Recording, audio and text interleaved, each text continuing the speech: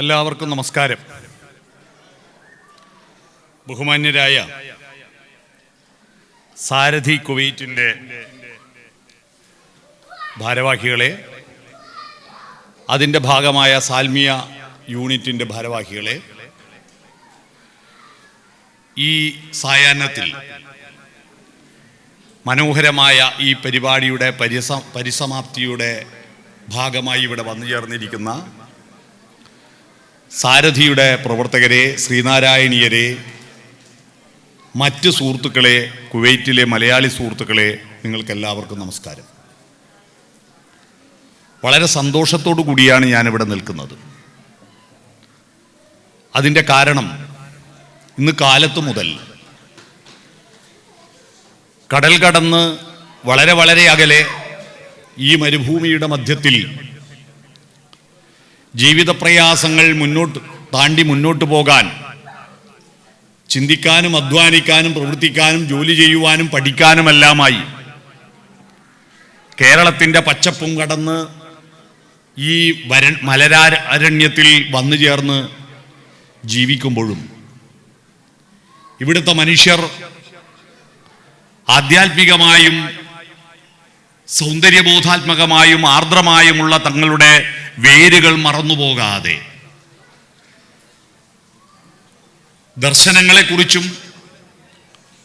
ആധ്യാത്മിക ചിന്തകളെക്കുറിച്ചും പാട്ടുകളെക്കുറിച്ചും കഥകളെക്കുറിച്ചും കവിതകളെക്കുറിച്ചും നൃത്തത്തെക്കുറിച്ചും ആലോചിച്ചുകൊണ്ട് ഇവിടെ മറ്റൊരു കേരളത്തെ, മറ്റൊരു ഭക്തിയെ പറിച്ചു നട്ടൊരു അന്തരീക്ഷമാണ് ഇവിടെയുള്ളത്. ഏത് ധൂസര സങ്കല്പങ്ങളിൽ വളർന്നാലും, വൈലോപ്പള്ളി ശ്രീധരമേനോന്റെ വളരെ മനോഹരമായ വരികളാണ് എനിക്ക് ഓർമ്മ വരുന്നത്. ഏത് ധൂസര സങ്കല്പങ്ങളിൽ വളർന്നാലും, ഏത് യന്ത്രവൽകൃത ലോകങ്ങളിൽ പുലർന്നാലും, മനസ്സിലുണ്ടാവട്ടെ ഗ്രാമത്തിൻ വിശുദ്ധിയും മണവും മമതയും ഇത്തിരി കൊന്നപ്പൂവും. ആ കൊന്നപ്പൂവിൻ്റെ നിറമാണ് നിങ്ങളെല്ലാം കഴുത്തിലും എൻ്റെ കഴുത്തിലും അണിയിച്ച ഈ മഞ്ഞ നിറം. എന്തുകൊണ്ടാണ് കൊന്നപ്പൂവിനെ കുറിച്ച് വൈലോപ്പള്ളി ശ്രീധരമേനോൻ പറഞ്ഞത്? ഓർമ്മയുണ്ടോ? അറിയാമോ? താമരപ്പൂവും പനിനീർപ്പൂവും ചെമ്പരത്തിപ്പൂവും അടക്കം ഒരുപാട് നിറങ്ങളുള്ള ഒട്ടേറെ പൂക്കൾ നമ്മുടെ നാട്ടിലുണ്ടായിട്ടും എന്തുകൊണ്ട് കൊന്നപ്പൂവിനെ പറ്റി പറഞ്ഞു? കൊന്നപ്പൂവും മനുഷ്യന്റെ ജീവിതത്തിന്റെ മോട്ടിവേഷനുമായിട്ട് പരസ്പര പൂരകമായ ബന്ധമാണ് ഇരിക്കുന്നത്. കൊന്നപ്പൂവ് വിരിയുന്നത് വസന്തകാലത്തിലല്ല. കൊന്നപ്പൂവ് വിരിയുന്നത് വേനൽ ചൂടിൽ ഉരുകിയ മണ്ണിൽ വേരിറങ്ങി കണിക്കൊന്ന പൂത്തു. ഏത് വരണ്ട ഭൂമിയിലും ആർദ്രതയുടെ നനവുകൾ എവിടെയെങ്കിലും ഉണ്ടോ എന്ന് അന്വേഷിച്ച് തന്റെ വേരുകൾ ഓടിച്ച് ആ വേരുകളിൽ ആ നനവിനെ വലിച്ചെടുത്തിട്ട് അതിൽ സൗന്ദര്യം ചാലിച്ചിട്ട് ഈ ലോകത്തിന്റെ മുന്നിൽ സുന്ദരമായി പുഞ്ചിരിക്കുവാൻ, പ്രതിസന്ധിയിലും പുഞ്ചിരിക്കുവാൻ മനുഷ്യനെ പഠിപ്പിക്കുന്ന ഏറ്റവും മനോഹരമായ മോട്ടിവേറ്ററാണ് കൊന്നപ്പൂവ്.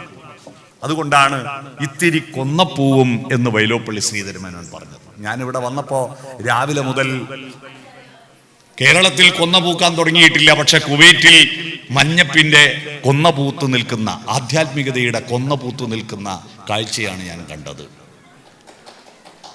പ്രിയപ്പെട്ടവരെ, ഞാനിവിടെ കുവൈറ്റിൽ 2ാമത്തെ തവണയാണ് വരുന്നത്. അതിലെനിക്കുള്ള ഏറ്റവും വലിയ അഭിമാനം, 1ാമത്തെ തവണ വന്നത് ഗാന്ധി സ്മൃതി വേദിയുടെ പരിപാടിയിൽ പങ്കെടുക്കാനാണ്. 2ാമത് വന്നത് ശ്രീനാരായണ ഗുരുവിനെ പറ്റി സംസാരിക്കാനാണ്. രണ്ടുപേരും എൻ്റെ മഹാഗുരുക്കളാണ്. ഒന്ന് ഗാന്ധിയാണെങ്കിൽ ഒന്ന് ശ്രീനാരായണ ഗുരു. രണ്ടുപേരും ഗുരു തന്നെ. ശ്രീനാരായണന്റെ ധർമ്മവും നമ്മുടെ ജീവിതത്തിൽ എന്നതാണ് ഇന്നെൻ്റെ വിഷയം. ശ്രീനാരായണന്റെ ധർമ്മവും എൻ്റെ ജീവിതത്തിൽ എന്ന ഒരു പ്രസംഗ മത്സരം ഇവിടെ നേരത്തെ നടന്നിരുന്നു. അത് കേവലം അദ്ദേഹം എഴുതിയ ആ ശ്രീനാരായണ ധർമ്മം എന്ന പുസ്തകത്തെ മാത്രം കേന്ദ്രീകരിച്ചുകൊണ്ടാണ് സംസാരിച്ചവരെല്ലാം. എന്നാൽ ശ്രീനാരായണന്റെ ധർമ്മം ഒരു പുസ്തകത്തിൽ ഒതുക്കാൻ പറ്റിയതല്ല, ഒരു കേരളത്തിലോ ഇന്ത്യയിലോ ഒതുക്കാൻ പറ്റിയതല്ല. വിശ്വം മുഴുവൻ പടർന്നു കയറേണ്ട വലിയൊരു തത്വശാസ്ത്രത്തിൻ്റെ ഉടമയാണ് ശ്രീനാരായണ ഗുരു.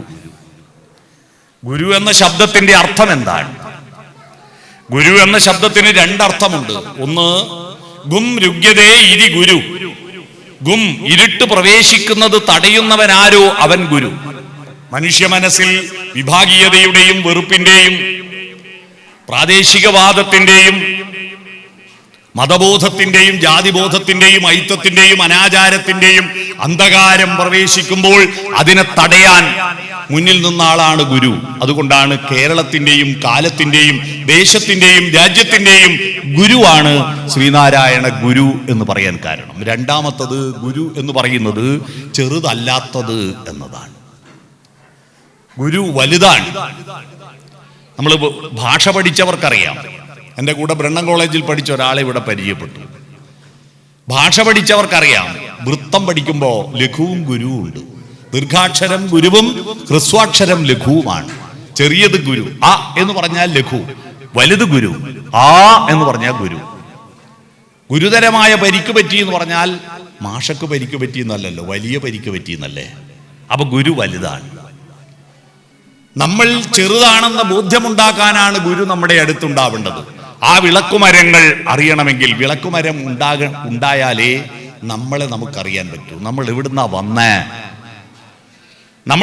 വന്നേ, നാം എങ്ങോട്ടാ പോകുന്നത് എന്ന ചിന്തയിൽ നിന്നാണ് ഭാരതം ലോകത്തിന് സംഭാവന ചെയ്ത അതിമനോഹരമായ ഒരു തത്വശാസ്ത്രം ഉണ്ടായത്.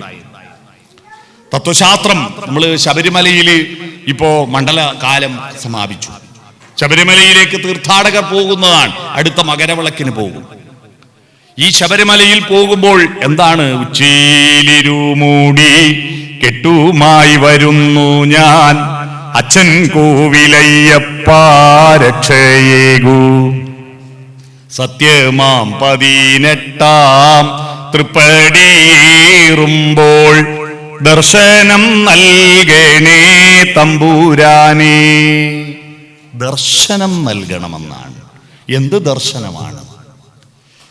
ആ ശ്രീകോവിലിനകത്തിരിക്കുന്ന യോഗഭട്ടാസനസ്ഥനായിരിക്കുന്ന ധർമ്മശാസ്താവിന്റെ വിഗ്രഹം എന്റെ കണ്ണുകൊണ്ട് കാണാൻ കഴിയണമേ എന്നായിരുന്നോ പ്രാർത്ഥിച്ചത്? അല്ല. ആ ധാരണ തിരുത്തണം. ആ ദർശനമല്ല, അതിനപ്പുറത്ത്, അതിനു മേലെ, അതുക്കും മേലെ ഒരു ദർശനമുണ്ട്. ആ ദർശനമാണ് ആദ്യം കാണുക. ഗുരുവിനെ വണങ്ങിയിട്ടേ ശബരിമലയ്ക്ക് പോകാറുള്ളൂ അല്ലേ?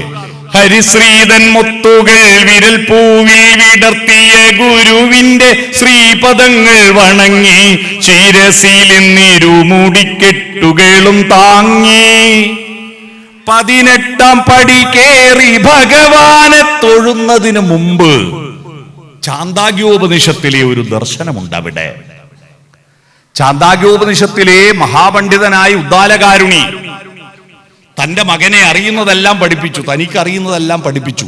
കൂടുതൽ പഠിപ്പിക്കാൻ വേണ്ടി, കൂടുതൽ അറിയാൻ വേണ്ടിയിട്ട് മഹാപണ്ഡിതനായ പാഞ്ചാല രാജാവായ പ്രവാഹട കൈവല്യന്റെ അടുത്ത് അയച്ചു. പ്രവാഹട കൈവല്യന്റെ അടുത്ത് വിദ്യാഭ്യാസം പൂർത്തിയാക്കി തിരിച്ചെത്തിയ ശ്വേതകേതു ഉത്തരമല്ല പറഞ്ഞു കൊടുത്തത്, പുതിയ ചോദ്യങ്ങളാണ്. നമ്മുടെ വിദ്യാർത്ഥികൾ ചോദ്യങ്ങൾ ഉന്നയിക്കുമ്പോഴാണ് വിദ്യാർത്ഥികളാവുന്നത്, ഉത്തരം പഠിക്കുമ്പോഴല്ല. ഉത്തരം പാഠപുസ്തകത്തിലുള്ളതാണ്, ഉത്തരം അധ്യാപകന്റെ കയ്യിലുള്ളതാണ്. ആ ഉത്തരം പഠിക്കാനല്ല നമ്മൾ വിദ്യാലയത്തിൽ പോകുന്നത്. അധ്യാപകൻ ആ ഉത്തരം പഠിപ്പിക്കുമ്പോഴല്ല ഗുരു അധ്യാപകനാവുന്നത്. തന്റെ മുന്നിലിരിക്കുന്ന കുട്ടിയെ ഗുരുവാക്കുന്നത്, വലുതാക്കുമ്പോഴാണ് അധ്യാപകനാകുന്നത്. അധ്യാപകൻ എന്ന വാക്കിന്റെ അർത്ഥം അധിയാപനം നടത്താൻ പ്രേരിപ്പിക്കുന്നവനെന്നാണ്. അധി എന്ന് പറഞ്ഞാൽ പ്ലസ് ആണ്, കൂടുതലാണ്. 2024 ഇതാ കഴിയാൻ പോകുന്നു. ഇത് അധിവർഷമാണ്. അധിവർഷമാണ് എന്ന് പറഞ്ഞാൽ ഒരു ദിവസം ഇന്ന് ഈ വർഷം കൂടുതലുണ്ട്. ഫെബ്രുവരി 29 ഉണ്ട്. അതുകൊണ്ട് അധിവർഷമാണ്. പാഠപുസ്തകത്തിലുള്ളതിനേക്കാൾ തനിക്കുള്ളതിനേക്കാൾ കൂടുതൽ യാപനം നടത്താൻ തന്റെ മുന്നിലിരിക്കുന്ന കുട്ടിയെ പ്രേരിപ്പിക്കുമ്പോഴാണ് അധിയാപകൻ ഉണ്ടാകുന്നത്. അധ്യാപകൻ അങ്ങനെയാണ്. ഉദ്ദാലകാരുണി ശ്വേതകേതുവിനെ അതിനാണ് പഠിക്കാൻ അയച്ചത്. പഠിച്ചു കഴിഞ്ഞിട്ട് തിരിച്ചെത്തിയ ശ്വേതകേതു ചോദിച്ചത്, പിതാവേ, ഞാൻ എവിടുന്നാ വന്നേ, ഞാൻ എങ്ങോട്ടാ പോകുന്നേ, ഞാൻ ആരാണ് എന്നാണ്. എവിടുന്നാ വന്നേ? ത്രികാലജ്ഞാനി എന്ന് നേരത്തെ പറഞ്ഞില്ലേ ഇവിടെ? ത്രികാലജ്ഞാനി. എന്താണ് ത്രികാലജ്ഞാനി? പക്ഷിമൃഗാദികൾക്ക് വർത്തമാനകാലമേ ഉള്ളൂ, അവർക്ക് ചരിത്രം അറിയില്ല. കുവൈറ്റിനെ കുവൈറ്റിനെ സദാം ഹുസൈൻ കീഴടക്കിയതും അതിനെതിരെ നടന്ന യുദ്ധത്തിന്റെ കഥകൾ ഏതെങ്കിലും ഇവിടെ ഇരിക്കുന്ന ഏതെങ്കിലും പക്ഷിമൃഗാദികൾക്കറിയാമോ? കുവൈറ്റിന്റെ ചരിത്രം അറിയാമോ? ഭാരതത്തിന്റെ ചരിത്രം അറിയാമോ? ഭാരതത്തിലുള്ള ഏതെങ്കിലും ആനക്കും കടുവയ്ക്കും പൂച്ചക്കും ഇല്ല. കടന്നു വന്ന വഴികൾ അറിയുന്നവൻ, ഓർമ്മകൾ ഉണ്ടായിരിക്കണം. ഭൂതകാലം, നിലവിലുള്ള വർത്തമാന കാലഘട്ടത്തിന്റെ അവസ്ഥയെ അറിയണം. എന്നാൽ മാത്രമേ എവിടേക്ക് പോണു ഭാവി കാലവും അറിയൂ. ഭാവി കാലം ഉള്ളത് കൊണ്ടാണല്ലോ നിങ്ങൾ ഇവിടെ വന്ന് കഷ്ടപ്പെട്ട് അധ്വാനിക്കുന്നത്. ഇവിടെ അധ്വാനിച്ചിട്ട് നമ്മുടെ നാട്ടിൽ മനോഹരമായ ഒരു സൗധം പടുത്തുയർത്തണം, അവിടെ മക്കൾക്ക് വിദ്യാഭ്യാസം കൊടുക്കണം, നല്ലൊരു ജീവിതം ഉണ്ടാകണം എന്ന് കരുതിയിട്ടാണല്ലോ നിങ്ങൾ ഈ കൊടും തണുപ്പത്തും അതിയായ ചൂട്ടിലും. കഴിഞ്ഞ തവണ ഞാൻ വരുമ്പോൾ നല്ല ചൂടായിരുന്നു. ഇപ്പൊ വരുമ്പോൾ നല്ല തണുപ്പാണെന്ന് പറഞ്ഞിട്ട് ഞാൻ സ്വെറ്റർ വാങ്ങിയിട്ടാണ് വന്നത്.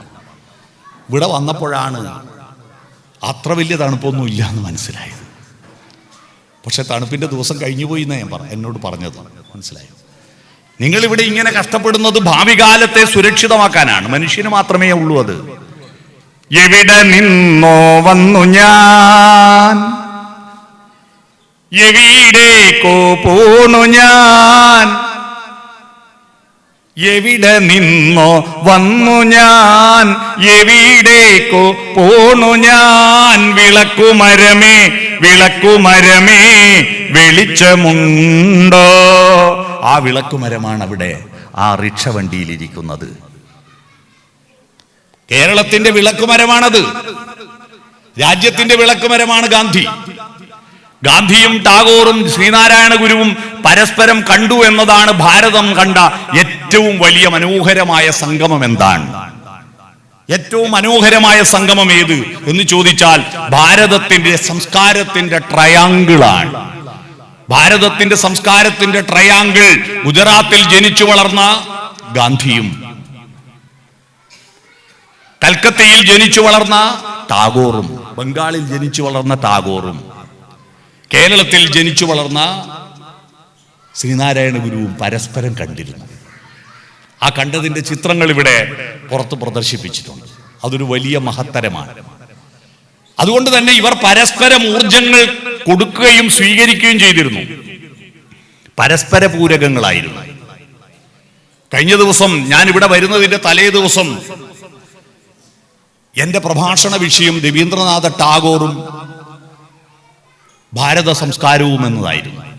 രവീന്ദ്രനാഥ ടാഗോർ, ആ ടാഗോറും കവിയാണ്, ശ്രീനാരായണ ഗുരുവും കവിയാണ്. രണ്ടുപേർക്കും ദർശനങ്ങളുണ്ട്. ശ്രീനാരായണ ഗുരുവിന്റെ ദർശനങ്ങൾ ഒരു കവിതയെ വിശ്വസാഹിത്യത്തിന്റെ മുന്നിലേക്ക് അവതരിപ്പിക്കാൻ കഴിഞ്ഞിരുന്നുവെങ്കിൽ ഒരു നോബൽ സമ്മാനത്തിന് പേര് കൊടുക്കാൻ പറ്റിയ അത്രയും മനോഹരമായ കാവ്യസങ്കല്പങ്ങൾ അദ്ദേഹം അവതരിപ്പിച്ചിട്ടുണ്ട്. ടാഗോറാണ് ശബ്ദത്തെയും പ്രകാശത്തെയും കൂട്ടിയിണക്കിയത്. ഗീതാഞ്ജലിക്ക് നോബൽ സമ്മാനം കിട്ടാൻ കാരണം ശബ്ദത്തെയും പ്രകാശത്തെയും കൂട്ടിയിണക്കിയത് കൊണ്ടാണ്. ആ മഹാപ്രഭു, ജനഗണമന അധിനായകൻ, ആ നായകനെ തിരിച്ചറിഞ്ഞ കേരളത്തിലെ ആദ്യത്തെ മനുഷ്യൻ ശ്രീനാരായണ ഗുരുവാണ്. സംഗീതവും പ്രകാശവും കൂട്ടിച്ചേർത്തത് എങ്ങനെയാണെന്നറിയുമോ? ഗീതാഞ്ജലി വായിച്ചിട്ടുണ്ടോ? ഗീതാഞ്ജലിയിൽ ഭാരതത്തിൽ ആദ്യത്തെ നോബൽ സമ്മാനം കിട്ടിയ കൃതിയാണ് ഗീതാഞ്ജലി. ഏറ്റവും ഒടുവിൽ നോബൽ സമ്മാനം കിട്ടിയ കൃതി ഏതാണെന്നറിയാവോ? ആർക്കെങ്കിലും അറിയാവോ? ഭാരതത്തിൽ ഏറ്റവും ഒടുവിൽ നോബൽ സമ്മാനം കിട്ടിയ കൃതി ഏതാണെന്ന് ആർക്കെങ്കിലും അറിയാമോ? അത് ഗീതാഞ്ജലി തന്നെയാ. വേറെ കിട്ടിയിട്ടില്ല. എന്താ കിട്ടാത്തതെന്ന് ഞാൻ ഇപ്പൊ തെളിയിച്ചു തരാം. ആ ഗീതാഞ്ജലി വായിച്ചവരാരെങ്കിലും ഉണ്ടോ ഒന്ന് കൈ ഉയർത്തു.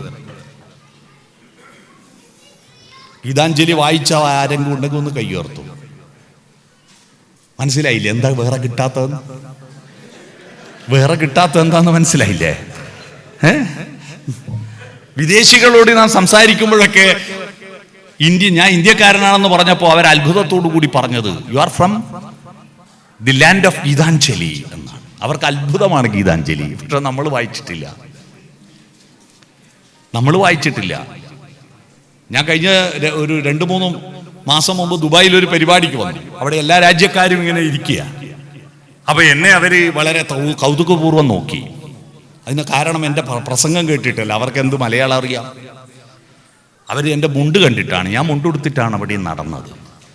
അവിടെ മലയാളികൾ വീട്ടിലേ മുണ്ടുടുക്കുന്നുള്ളൂ, പുറത്ത് മുണ്ടുടുക്കാറില്ല. മുണ്ടുടുത്ത് നടക്കുന്ന കണ്ടിട്ട് അറബികളും വിദേശികളൊക്കെ എൻ്റെ കൂടെ വന്ന് സെൽഫിയൊക്കെ എടുത്തു.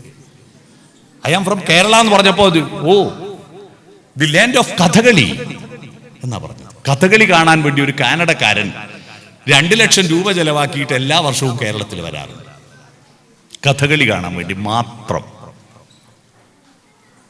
അവര് അത്ഭുതത്തോടു കൂടിയാണ് കഥകളിയെ കാണുന്നത്.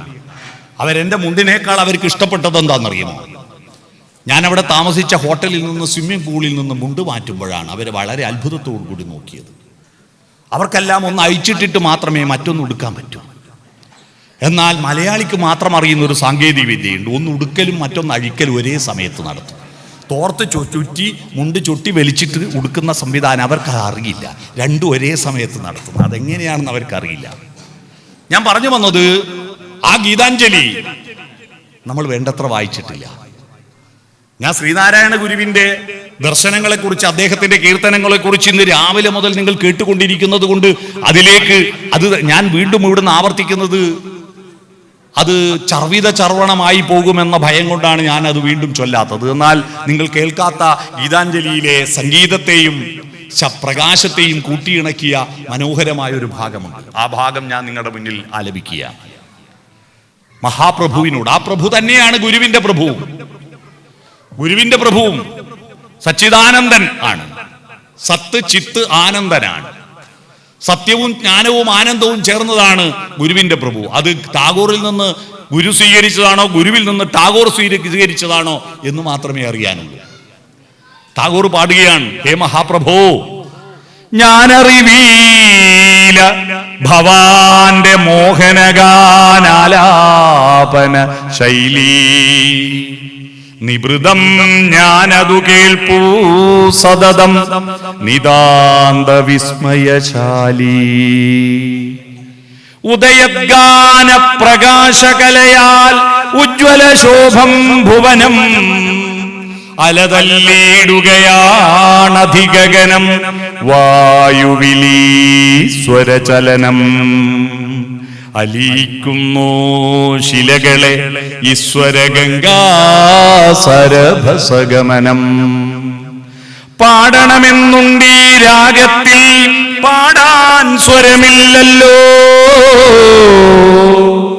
പറയണമെന്നുണ്ടെന്നാൽ അതിനൊരു പദം വരുന്നീലല്ലോ. പ്രാണനുറക്കെ കേണീടുന്നു പ്രഭോ പരാജിത നിലയിൽ, നിബദ്ധനിഹ ഞാൻ നിൻ ഗാനത്തിൻ നിരന്തമാകിയ വലയിൽ. ഗാനപ്രകാശകല, ഈ ഗാനമാണ്, നാദത്തിൽ നിന്നാണ് പ്രപഞ്ചമുണ്ടായതെന്ന് ഭാരത തത്വശാസ്ത്രം പറയുന്നല്ലേ. ഓംകാരമായ പൊരുൾ മൂന്നായി പിരിഞ്ഞുടനെ ആംകാരമായതിനു താൻ തന്നെ സാക്ഷിയത് ബോധം വരുത്തുവതിനാളായി നിന്ന പരമാചാര്യ രൂപ ഹരിനാരായണ. അല്ലേ, ബൈബിളിലും അത് തന്നെ പറയുന്നത്. ബൈബിളിൽ പറയുന്നുണ്ട്, ആദിയിൽ വചനമുണ്ടായി, ശബ്ദമാണുണ്ടായത്, പിന്നെയാണ് രൂപമുണ്ടായത്. മലയാള സിനിമാ ഗാനങ്ങളിൽ അപൂർവമായ ഒരു സന്ദർഭമുണ്ട്. മലയാളത്തിലെ ഒരുപാട് സിനിമാ ഗാനങ്ങൾ എഴുതിയ വയലാർ രാമവർമ്മ പാടി അഭിനയിച്ച ഒരു സിനിമയുണ്ട്, അറിയാമോ? അത് ഈ പാട്ടാണ്, ബൈബിൾ വചനമാണ്. വയലാറാണ് അഭിനയിക്കുന്നത് ആ സിനിമ, ആ പാട്ടിന്റെ രംഗത്ത്. ആദിയിൽ വചനമുണ്ടായി, ആദിയിൽ വചനമുണ്ടായി, ആ വചനം രൂപമായി, ആദിയിൽ വചനമുണ്ടായി എന്ന്. നാദമാണ് ആദ്യമുണ്ടായത്, നാദം പിന്നെ പ്രകാശമായി മാറുന്നു എന്നാണ്. കാതുകൊണ്ട് കേൾക്കുന്നതും കണ്ണുകൊണ്ട് കാണുന്നതും ഈ പഞ്ചഭൂതാത്മകമായിരിക്കുന്ന ഈ പ്രപഞ്ചത്തെ കൂട്ടിച്ചേർക്കുന്ന അത്ഭുത പ്രക്രിയകളിൽ അവസാനത്തെ പ്രക്രിയയാണ് നമ്മുടെ ജലം കൊണ്ട് നമ്മളെ ശുദ്ധീകരിക്കുക എന്നത്. അതാണ് തീർത്ഥാടനം എന്ന ഈ പ്രോഗ്രാമിന്റെ പേര്. ഏതാണ് ഈ ജലം? എന്താണ് ഈ പ്രോഗ്രാമിന് തീർത്ഥാടനം എന്ന് പേര്? പഞ്ചഭൂതാത്മകമായിട്ട് മനുഷ്യ ജീവിതത്തിന്റെ തത്വശാസ്ത്രത്തെ രൂപപ്പെടുത്താൻ ഈ പഞ്ചഭൂതങ്ങൾ ഉപയോഗിക്കുകയാണ്. നമ്മൾ നിൽക്കുന്ന ഭൂമിയാണ് ആദ്യം. കുരു അമ്പയാണ്. കൊടുങ്ങല്ലൂർ ശ്രീ കുരുമ്പേ കേട്ടിട്ടില്ലേ? കുരു എന്നത് ഗോളം എന്ന സംസ്കൃത പദത്തിന്റെ പച്ച മലയാളമാണ് കുരു. ഈ ലോകത്തെ തനതു ഭാവം ഗോളമാണ്. നിങ്ങളൊരു ബക്കറ്റിൽ വെള്ളമെടുത്ത് ആകാശത്തേക്ക് ഒഴിക്കൂ, ബക്കറ്റിന്റെ ഷേപ്പിലല്ല നിൽക്കുക, എല്ലാം ഗോളമാകും. എല്ലാം സ്വയം സ്വതന്ത്രമായി എന്ത് വിട്ടാലും അത് ഗോളമാണ്. പ്രപഞ്ചത്തിന്റെ തനതു ഭാവം ഗോളമാണ്. നക്ഷത്രങ്ങളും ഗ്രഹങ്ങളും ഉപഗ്രഹങ്ങളും എല്ലാം ഗോളമാണ്. കുരു, അത് കുരുവാണ്. പച്ച മലയാളത്തിൽ കുരുവാണ്. ഈ അനന്തകോടി ഗോളങ്ങളിൽ ജീവനുള്ള, ദൈവമുള്ള, പ്രാർത്ഥനയുള്ള, സ്നേഹമുള്ള, ആർദ്രതയുള്ള, പുഴകളുള്ള, സൗന്ദര്യമുള്ള, ശ്രീയുള്ള ഒരേ ഒരു കുരുവേ ഉള്ളൂ. അത് ഭൂമിയാണ്. ശ്രീ കുരുവാണ്. അതാണ് നമ്മുടെ അമ്പ. അത് ഭൂമി തന്നെയാണ്. നിൽക്കണം. നിലവിലുള്ള സ്റ്റാറ്റസ് ആണ് ഭൂമി. നമ്മൾ നിൽക്കുന്നത് ആ ഭൂമിയിൽ നിൽക്കുമ്പോഴാണ് നമുക്ക് തന്റെ ഇടമുണ്ടാകുന്നത്. തന്റെ ഇടം എന്ന വാക്കിന്റെ അർത്ഥം തന്റേതായ ഒരു ഇടമാണ്. നാളികേരത്തിന്റെ നാട്ടിൽ എനിക്കൊരു നാഴിയിടങ്ങഴി മണ്ണുണ്ട് എന്ന് ധൈര്യത്തിൽ പാടുമ്പോഴാണ് നിങ്ങൾക്ക് തന്റെ ഇടമുണ്ടാകുന്നത്. നിൽക്കാനൊരിടം, അത് ഭൂമിയാണ്. അടുത്തത് അഗ്നിയാണ്. പഞ്ചഭൂതങ്ങളിൽ അടുത്ത അഗ്നിയാണ്. അഗ്നി എന്തിനാണ്? അഗ്നി ഈ ലോകത്തിന്റെ പ്രകാശമാകുന്നത് പക്ഷിമൃഗാദികൾക്കാണ്. കണ്ണുകൊണ്ട് കാണുന്ന പ്രകാശത്തിന്റെ കിരണങ്ങൾ വന്നിട്ട് കണ്ണിന്റെ റെറ്റിനയിൽ വന്ന് പതിച്ചിട്ട് കാണുന്ന കാഴ്ചകളുടെ തിരിച്ചറിവുണ്ടാക്കുന്നത് പക്ഷിമൃഗാദികൾക്കാണ്. നമ്മളും ഒരു മൃഗമായതുകൊണ്ട് നമുക്കും കാഴ്ചകളുണ്ട്. പക്ഷേ മനുഷ്യന് മാത്രമുള്ള കാഴ്ച ആ പ്രകാശത്തെ അകത്തേക്ക് സ്വീകരിക്കാൻ കഴിയുമ്പോഴാണ്. അതാണ് വിളക്കുമരമേ വെളിച്ചമുണ്ടോ ചോദിക്കുന്നത്. അകത്തേക്ക് പ്രകാശം സ്വീകരിക്കാൻ കഴിയുന്ന ഒരേ ഒരു ജീവി മനുഷ്യനാണ്. ആ അകത്തേക്കുള്ള പ്രകാശം സ്വീകരിക്കാനാണ് ഭാരതത്തിലെ ആദ്യത്തെ പ്രാർത്ഥന. ഭാരതത്തിലെ ആദ്യത്തെ പ്രാർത്ഥന ഓം നമഃശിവായ, ഓം നാരായണായ എന്നൊന്നുമല്ല. ഭാരതത്തിലെ ആദ്യത്തെ പ്രാർത്ഥന വേദങ്ങളുടെ മൂലമന്ത്രമാണ്. ആ വേദങ്ങളുടെ മൂലമന്ത്രം, അടിസ്ഥാന മന്ത്രം എന്താണ്? സൂര്യഗായത്രിയാണ്. വെളിച്ചം ഈ ഭൂമിയിൽ കൊണ്ടുവരുന്ന സൂര്യനെ പ്രാർത്ഥിക്കുക. ആ പാട്ടിനെ കുറിച്ച് വയലാർ ഒരു സിനിമാ ഗാനം എഴുതിയിട്ടുണ്ട്. ഗായത്രി മന്ത്രത്തെ കുറിച്ചിട്ട് കേട്ടിട്ടുണ്ടോ? പത്മതീർത്ഥമേ ഉണരൂ, മാനസ പത്മതീർത്ഥമേ ഉണരൂ. മനസ്സാകുന്ന പത്മതീർത്ഥത്തെ ഉണർത്തി അഗ്നിരഥത്തിലുദിക്കുമുഷസ്സിൻ അർഘ്യം നൽകൂ.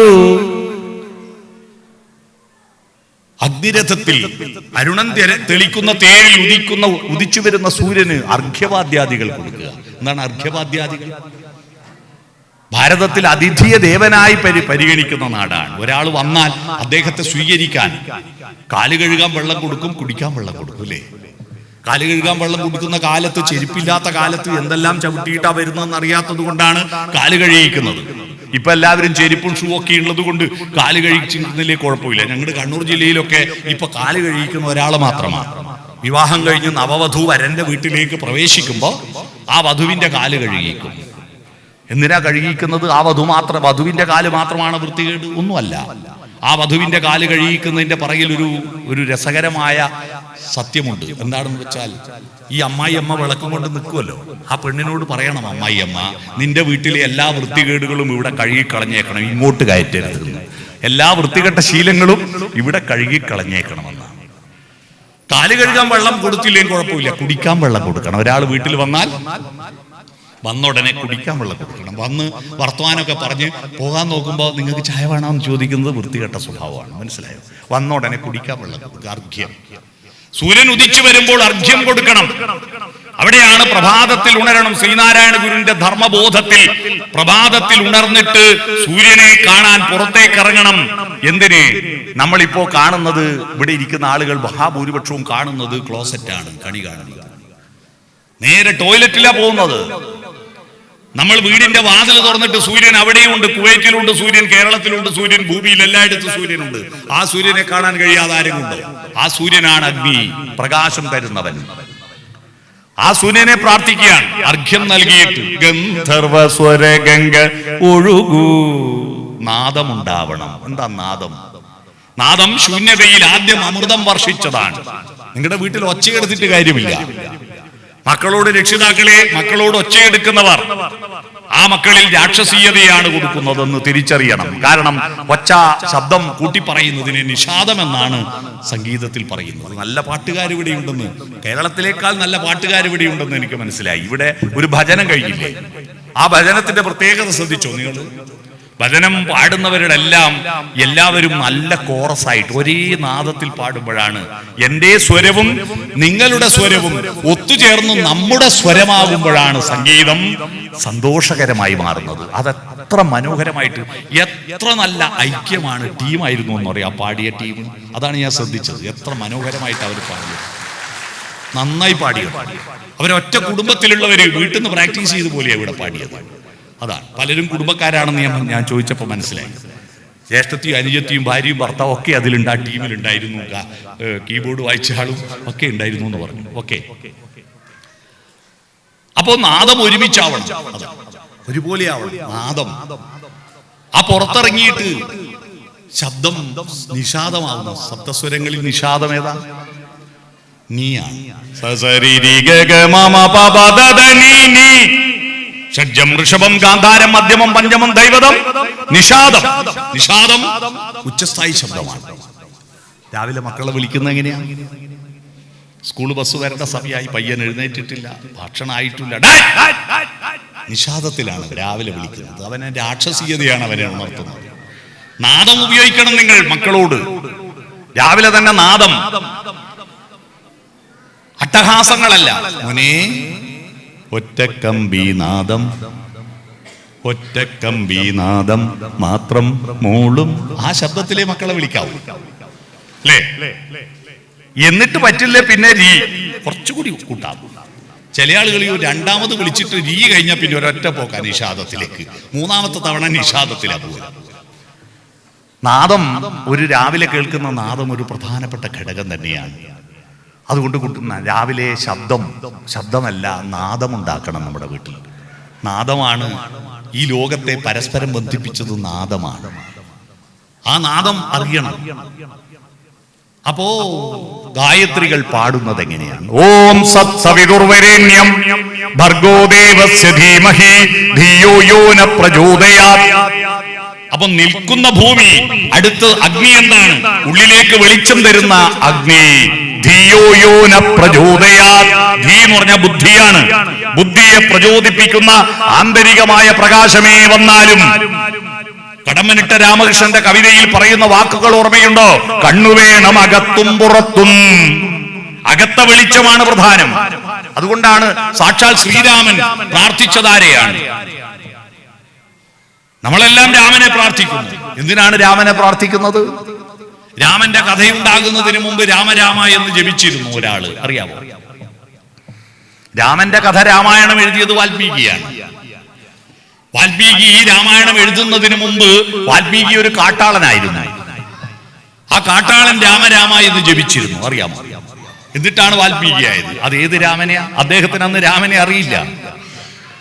കാട്ടാളനായ രത്നാകരന് രാമനെ അറിയില്ല. സപ്തർഷിമാര് പറഞ്ഞു കൊടുത്തു, നീ രാമരാമൻ ജപിക്കുമെന്ന്. ഏത് രാമനെയാണ് ജപിച്ചത്?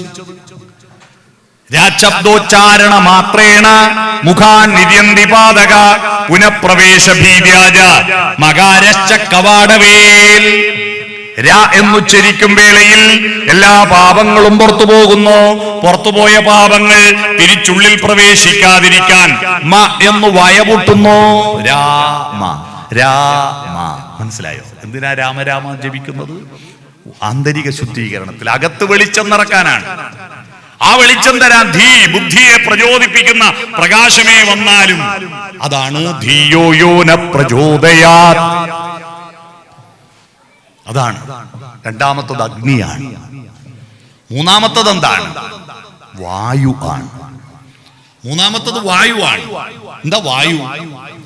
മനുഷ്യനും വായു എന്താ? ശ്വസന പ്രക്രിയയിലൂടെ കാർബൺ ഡൈ ഓക്സൈഡിനെ ഉൽപ്പാദിപ്പിച്ച്, ഓക്സിജൻ സ്വീകരിച്ച് കാർബൺ ഡൈ ഓക്സൈഡിനെ ഉൽപ്പാദിപ്പിക്കുന്ന ഒരു പ്രക്രിയ മാത്രമാണോ വായു? അല്ല, സദാഗതി വായു ചലനമാണ്. മനുഷ്യനാവുന്നത് അനങ്ങാതിരിക്കുമ്പോഴല്ല, ചലനമാണ്. ചലനമാണ് ഈ ലോകത്തിന്റെ അടിസ്ഥാന നിയമം എന്ന് പറയുന്നത്. ചലിക്കുന്നത് കൊണ്ടാണ് നമുക്ക് പകലും, ഭൂമി സ്വയം കറങ്ങുന്നത് കൊണ്ടാണ് പകലും രാവും ഉണ്ടാകുന്നത്. ഭൂമി സൂര്യനെ ചുറ്റുന്നത് കൊണ്ടാണ് നമുക്ക് ഋതുക്കൾ ഉണ്ടാവുന്നത്. ഈ പ്രപഞ്ചത്തിലെല്ലാം ചലിച്ചുകൊണ്ടിരിക്കുന്നു. നമ്മുടെ ബ്ലഡ് ചലനം നിന്നുപോയാലാണ് അറ്റാക്ക് വരുന്നത്, കാർഡിയാക് അറസ്റ്റ് വരുന്നത്. ഹൃദയത്തിന്റെ ചലനം നിൽക്കുമ്പോഴാണ്, മനസ്സിന്റെ ചലനം നിൽക്കുമ്പോഴാണ് നമ്മൾ വിഡ്ഢിയായി മാറുന്നത്. ചലിച്ചുകൊണ്ടിരിക്കുകയാണ്. ചലനം ഉണ്ടാക്കുന്നത് വായുവാണ്. ചലനം ചലനം ചലനം ചലനം ചലനം മാനവ ജീവിത പരിണാമത്തിൻ മയൂര സന്ദേശം. നിങ്ങൾ ചലിച്ചത് കൊണ്ടാണ്. ആകാശത്ത് പ്രൊപ്പല്ലർ കറങ്ങുമ്പോ ആ വായുവിനെ മുന്നിൽ നിന്ന് വലിച്ചെടുത്ത് പിന്നിലേക്ക് തള്ളുന്ന പ്രക്രിയ കൊണ്ടാണ് കുവൈറ്റ് ഫ്ലൈറ്റ് ഇവിടെ എത്തിയത്, എന്നെയും കൊണ്ട് ഇവിടെ എത്തിയത്, അല്ലേ? ചലനമാണ്, വായുവിലൂടെ ചലിച്ചത് കൊണ്ടാണ്. നമ്മൾ ചലിച്ചുകൊണ്ടിരിക്കുന്നു, അനങ്ങാപ്പാറയല്ല നമ്മൾ. ആ ചലനമാണ് പുതിയ അന്വേഷിച്ചിട്ട് താൻ നിൽക്കുന്ന നിലങ്ങളിൽ നിൽക്കാതെ മുന്നോട്ടും പുറകോട്ടും ഇടത്തോട്ടും വലത്തോട്ടും പോയിക്കൊണ്ടിരിക്കണമെന്നാണ് നമ്മുടെ വായു, പഞ്ചഭൂതങ്ങളിൽ വായു നമ്മളോട് പറയുന്നത്. അടുത്തത് എന്താണ്?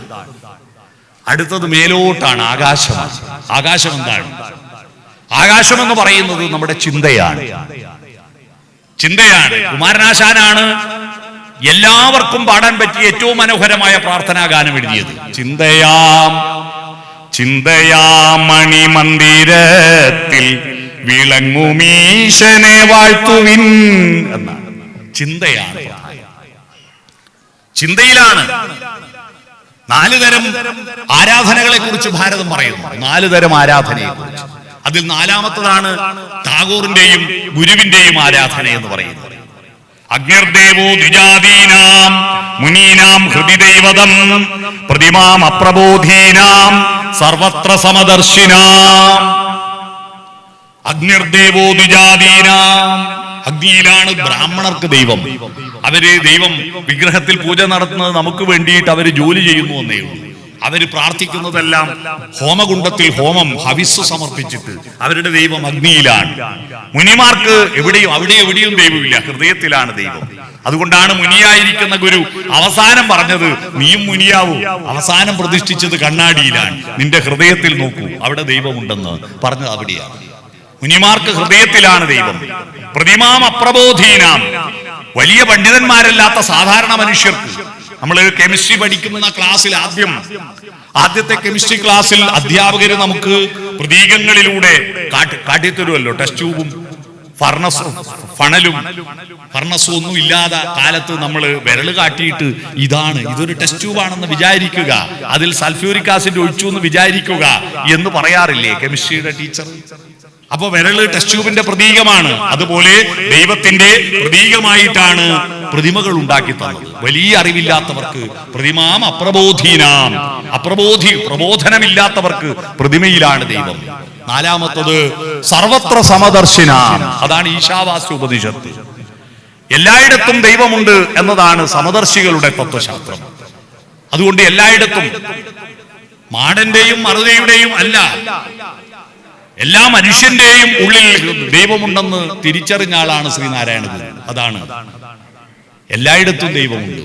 മണ്ണിലും വെണ്ണിലും തൂണിലും തുരുമ്പിലും ദൈവമിരിക്കുന്നു, അവൻ കരുണാമയനായി കാവൽ വിളക്കായി കരളിലിരിക്കുന്നു. അപ്പൊ 4 ചിന്തയാകുന്ന മണിമന്ദിരത്തിൽ വിളങ്ങുന്ന ഈശ്വരൻ. ചിന്തയുടെ ആകാശമാണ് മനുഷ്യന്റെ ഈ പഞ്ചഭൂതം നമുക്ക് നമ്മുടെയിലേക്ക് ആവാഹിക്കുന്നത്. അപ്പൊ 4 പഞ്ചഭൂതങ്ങളായി, നിലയായി, ഭൂമിയായി. ആ ഭൂമിയെ നമ്മൾ കിടന്നുറങ്ങുന്ന ഭൂമിയെ പ്രാർത്ഥിച്ചുകൊണ്ടാണ് ഭാരതീയർ പണ്ട് എഴുന്നേറ്റിരുന്നത്, അറിയാമോ? ഭൂമിയിൽ ചവിട്ടുന്നതിന് മുമ്പ് സമുദ്രവസനേ ദേവി പർവതസ്തന മണ്ഡിതേ വിഷ്ണുപത്നി നമസ്തുഭ്യം പാദസ്പർശം ക്ഷമസ്വമേ, എന്റെ കാഴ്ച വിട്ട് പൊറുക്കണേ എന്ന് പറഞ്ഞു. 2ാമത്തത് ഗായത്രി മന്ത്രം ധിയോയോ ന പ്രചോദയാത്. 3ാമത്തത് സദാഗതി വായു, ചലനാത്മകതയുണ്ടാക്കുന്ന വായു. 3ാമത്തത് പ്രാണനെ തരുന്ന വായു. പ്രാണനാണ് വായു. ഈ പ്രാണനല്ലെങ്കിൽ, സത്തായിരിക്കുന്ന ഒരൊന്നുണ്ട് ഇല്ലെങ്കിൽ ഇതൊക്കെ അസത്തല്ലേ?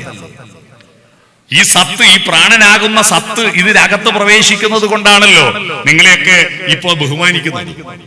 ഈ സത്തങ്ങ് പോയാൽ, സാരഥിയുടെ പരിപാടിക്ക് വേണ്ടി പുറപ്പെട്ട് ഇറങ്ങി നിന്നപ്പോ സത്തങ്ങ് പോയി, ഇതിന്റെ ഉള്ളിലുള്ള പ്രാണനങ്ങ് പോയി. പിന്നെ ഏതായാലും പുറപ്പെട്ടതല്ലേ, ഇവിടെ കൊണ്ടുപോയി വെക്കാന്ന് വെച്ച് ഇവിടെ കൊണ്ടുപോയി വെക്കുവോ? ഇല്ല. സത്തങ്ങ് പോയാൽ തീർന്നു. അത് അസത്താണ്. സത്താണ് പ്രധാനം. ഇതിന് അകത്തൊരു സത്തുണ്ട്. തിക്കുറിശി സുകുമാരൻ നായരെ അറിയാവോ? നല്ല നടൻ മാത്രമല്ല അദ്ദേഹം നല്ല പാട്ട് എഴുതും. അദ്ദേഹം എഴുതിയ ഒരു മനോഹരമായ പാട്ടുണ്ട്. ഭാര്യയുടെ മുടിയെ വർണ്ണിച്ചിട്ട് ഭർത്താവ് പാടുന്ന പാട്ടാണ്.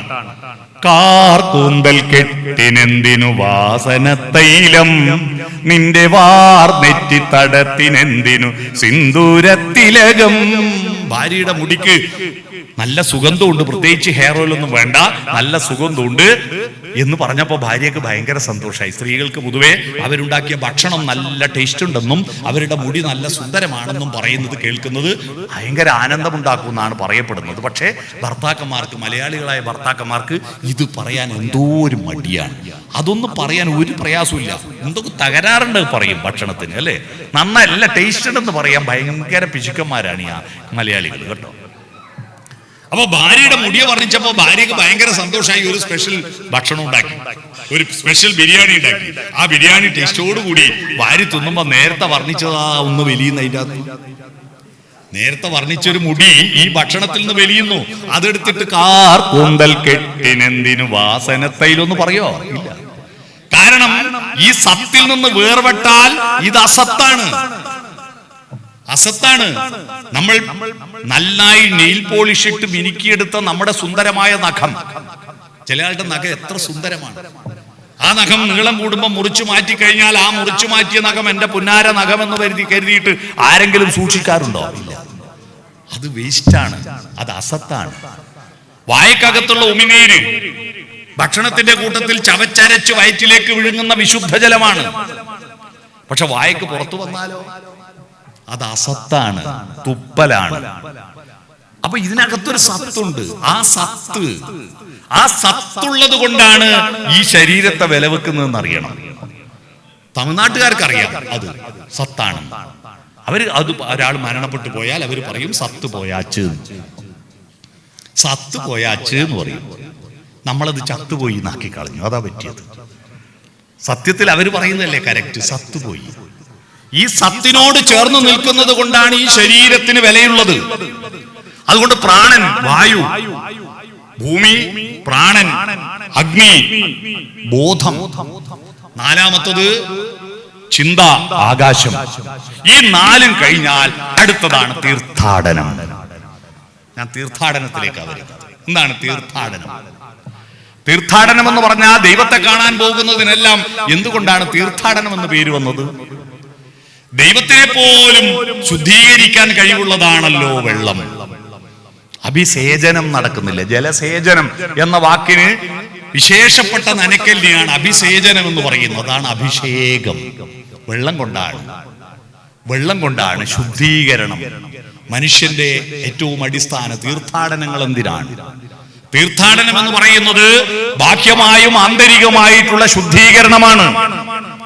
എന്റെ ഉള്ളിലിരിക്കുന്ന എല്ലാവിധത്തിലുള്ള വൃത്തികെട്ട ചിന്തകളെയും, സ്വാഭാവികമായിട്ടും നമ്മൾ മൃഗമാണ് ശരീരം. നമ്മുടെ ശരീരം എന്ന് പറയുന്നത് മൃഗമാണ്.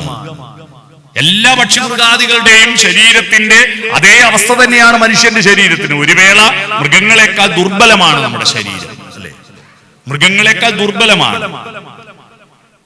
മൃഗങ്ങൾ നോക്കൂ, ഒരു പുതപ്പും ഇല്ലാതെ കിടന്നുറങ്ങിയിട്ടും അതിന് ജലദോഷം വരുന്നില്ല. മഴ കൊണ്ടിട്ട് ജലദോഷം, പനി വരുന്നില്ല. നിങ്ങൾ നോക്കൂ, ഒരു പശു പ്രസവിച്ച ആ പശുക്കുട്ടി അരമണിക്കൂറിന് എഴുന്നേറ്റുള്ളൂ. നമ്മളെ കുട്ടി 6 മാസം കഴിയും ഒന്ന് കമിഴ്ന്ന് കിടക്കാൻ. LKG അംഗനവാടി പോകുമ്പോൾ 3 വയസ്സാവും. 3ാമത്തെ വയസ്സിൽ പശു പ്രസവിച്ചിട്ടൊരമ്മയാണ്.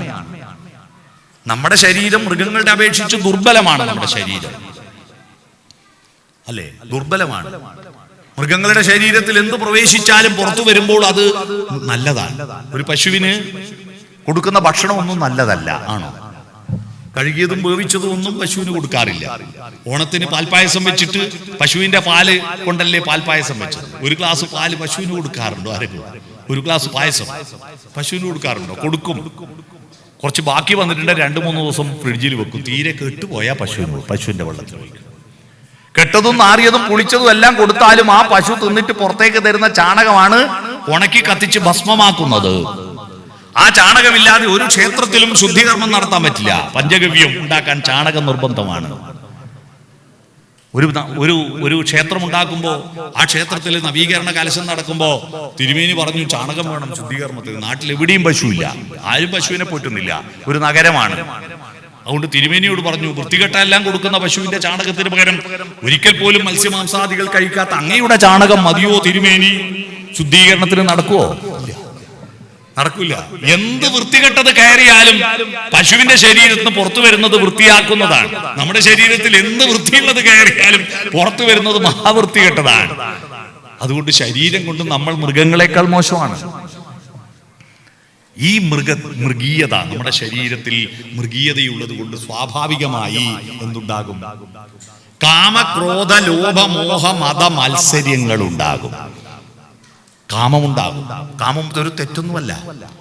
അത് അവസരം മാറുമ്പോഴും ആള് മാറുമ്പോഴാണ് കാമം അബദ്ധമാവുന്നത്. ഒരു വസ്തുവിന്റെ മൂല്യം നിശ്ചയിക്കുന്നത് അത് നിൽക്കുന്ന ഇടമാണ്, അത് ഉപയോഗിക്കുന്ന സന്ദർഭമാണ്. ആ സന്ദർഭം മാറുമ്പോ ഒരു വാക്കിന് പോലും അർത്ഥം മാറുമില്ലേ? സന്ദർഭം മാറുമ്പോ ഒരു വാക്കിന്റെ പോലും അർത്ഥം മാറും. ശബ്ദം മാറുമ്പോ വാക്കിന്റെ അർത്ഥം മാറും. അതുപോലെയാണ് മനുഷ്യന്റെ മൂല്യം നിശ്ചയിക്കുന്നത് നമ്മുടെ വികാരങ്ങൾ എവിടെ പ്രകടിപ്പിക്കുന്നു എന്നാണ്. ആ കാമവികാരമില്ലെങ്കിൽ നമ്മളൊന്നും ഉണ്ടാവില്ലല്ലോ, നമുക്ക് മക്കൾ ഉണ്ടാവില്ലല്ലോ. അത് നല്ല കുഴപ്പമല്ല, പക്ഷെ അത് എവിടെ ഉപയോഗിക്കുന്നു എന്നാ. ആ കാമത്തെ അടക്കാൻ പറ്റണ്ടേ? ക്രോധമുണ്ടാകും, അഹന്തയുണ്ടാകും. വിചാരിച്ചൊന്നും നടക്കാതിരിക്കുമ്പോൾ ദേഷ്യം വരും. ആ ക്രോധം നിമിത്തമാണ് ലോകത്തിലുള്ള സകല യുദ്ധങ്ങളും ഉണ്ടാകുന്നത്. നിങ്ങൾ ആലോചിച്ച് നോക്കുക, ഈ ഭൂമിയിൽ മനുഷ്യന്റെ അധ്വാനത്തിൽ ഉണ്ടാകുന്ന സമ്പത്ത്, ആ സമ്പത്തിൽ 40% നശീകരണത്തിന് വേണ്ടിയാണ് ഉപയോഗിക്കുന്നത്. യുദ്ധങ്ങൾക്ക് വേണ്ടി, ആയുധങ്ങൾ ഉണ്ടാക്കാൻ വേണ്ടി, ബോംബുകൾ ഉണ്ടാക്കാൻ വേണ്ടിയിട്ട്. ആ 40% മനുഷ്യൻ ആയുധത്തിന് വേണ്ടി ഉപയോഗിക്കാതെ ഗുരുദേവൻ പറഞ്ഞ ദർശനം കേട്ടിരുന്നുവെങ്കിൽ വാദിക്കാനും ജയിക്കാനും അല്ല, അറിയാനും അറിയിക്കുവാനുമാണ് സംവാദങ്ങൾ നടത്തിയിരുന്നുവെങ്കിൽ ഈ ഭൂമി പണ്ടേ സ്വർഗമായിട്ടുണ്ടാകും. ഒരാൾ പട്ടിണി കിടക്കേണ്ടി വരില്ല. ഒരു കലാപമില്ലാത്ത എന്തൊരു മനോഹരമായ ഭൂമിയായിരിക്കും. നമ്മുടെ എല്ലാ പ്രശ്നങ്ങളും ഉണ്ടാകുന്നത് ക്രോധം കൊണ്ടാണ്. ക്രോധം കൊണ്ട്, വെറുപ്പ് കൊണ്ട്, വിദ്വേഷം കൊണ്ടാണ്. ഒരു കുട്ടിയെയും കൊണ്ട് ഒരാൾ പണ്ട് നടന്നു പോകുമ്പോ ആ കുട്ടി ഭയങ്കരമായ കരച്ചിൽ, ശാഠ്യം. അപ്പോ കരഞ്ഞുകൊണ്ടിരിക്കുമ്പോ ആ കുട്ടിയോട് അയാള് അടങ്ങ് മാധവ എന്ന് പറഞ്ഞിട്ട് കുട്ടിക്ക് ചോക്ലേറ്റ് വാങ്ങിക്കൊടുത്തു. ചോക്ലേറ്റ് കിട്ടിയിട്ടും കുട്ടി കരച്ചിൽ നിർത്തുന്നില്ല. വീണ്ടും കരഞ്ഞുകൊണ്ടിരിക്കുമ്പോ അടങ്ങ് മാധവ എന്ന് പറഞ്ഞിട്ട് ഹോട്ടലിൽ കയറി ചായയും കടിയും ഒക്കെ വാങ്ങിക്കൊടുത്തു. എന്നിട്ടും കുട്ടി കരച്ചിൽ നിർത്തുന്നില്ല. വീണ്ടും കരഞ്ഞുകൊണ്ടിരിക്കുമ്പോ അടങ്ങ് മാധവ എന്ന് പറഞ്ഞിട്ട് കളിപ്പാട്ടങ്ങൾ വാങ്ങിക്കൊടുത്തു. എന്നിട്ടും കുട്ടി കരയുകയാണ്. എന്തെല്ലാം വാങ്ങിക്കൊടുത്തിട്ടും കുട്ടി കരഞ്ഞുകൊണ്ടിരിക്കുമ്പോഴും ഇദ്ദേഹം വളരെ സൗമ്യനായിട്ട് അടങ്ങ് മാധവ എന്ന് പറഞ്ഞിട്ട് ഓരോന്ന് വാങ്ങിക്കൊടുക്കുക. ഇത് കണ്ടുകൊണ്ട് കൂടെ ഒരാൾ നടക്കുന്നുണ്ട്. അയാൾക്ക് ദേഷ്യം വന്നു. അയാൾ ഈ മനുഷ്യനോട് പറഞ്ഞു, നിങ്ങളൊരു വല്ലാത്ത ക്ഷമ തന്നെ, ഞാനെങ്ങാനാണെങ്കിൽ ഇതിന് എന്തെങ്കിലും ചെയ്തു പോകും. എന്നിട്ട് കുട്ടിയോട് കൂടെയുള്ള ആളൊന്ന് ചൂടായി. എന്താ മാധവ, നിനക്ക് വേണ്ടതെല്ലാം വാങ്ങി തന്നിട്ട് നീ എന്താ മാധവ കരച്ചിൽ നിർത്താത്തത്? അപ്പൊ കുട്ടി എടുത്ത് നടക്കുന്ന ആള് പറയാ, കുട്ടിയുടെ പേര് മാധവൻ അല്ല, രാജേഷ് എന്നാണ്. കുട്ടിയുടെ പേരെന്താ? രാജേഷ്. പിന്നെ നിങ്ങൾ ആരോടാ ഈ അടങ്ങ് മാധവ എന്ന് പറഞ്ഞ? ആരാ മാധവൻ? അയാൾ പറയാ, മാധവൻ ഞാൻ തന്നെയാ. എനിക്ക് ദേഷ്യം വന്നിട്ട് ഞാൻ എന്നോട് തന്നെ പറയുന്ന അടങ്ങ് മാധവ. മനസ്സിലായോ? അപ്പൊ ഇനി ദേഷ്യം വരുമ്പോ ഒറ്റ വർത്താനം, എന്ത്?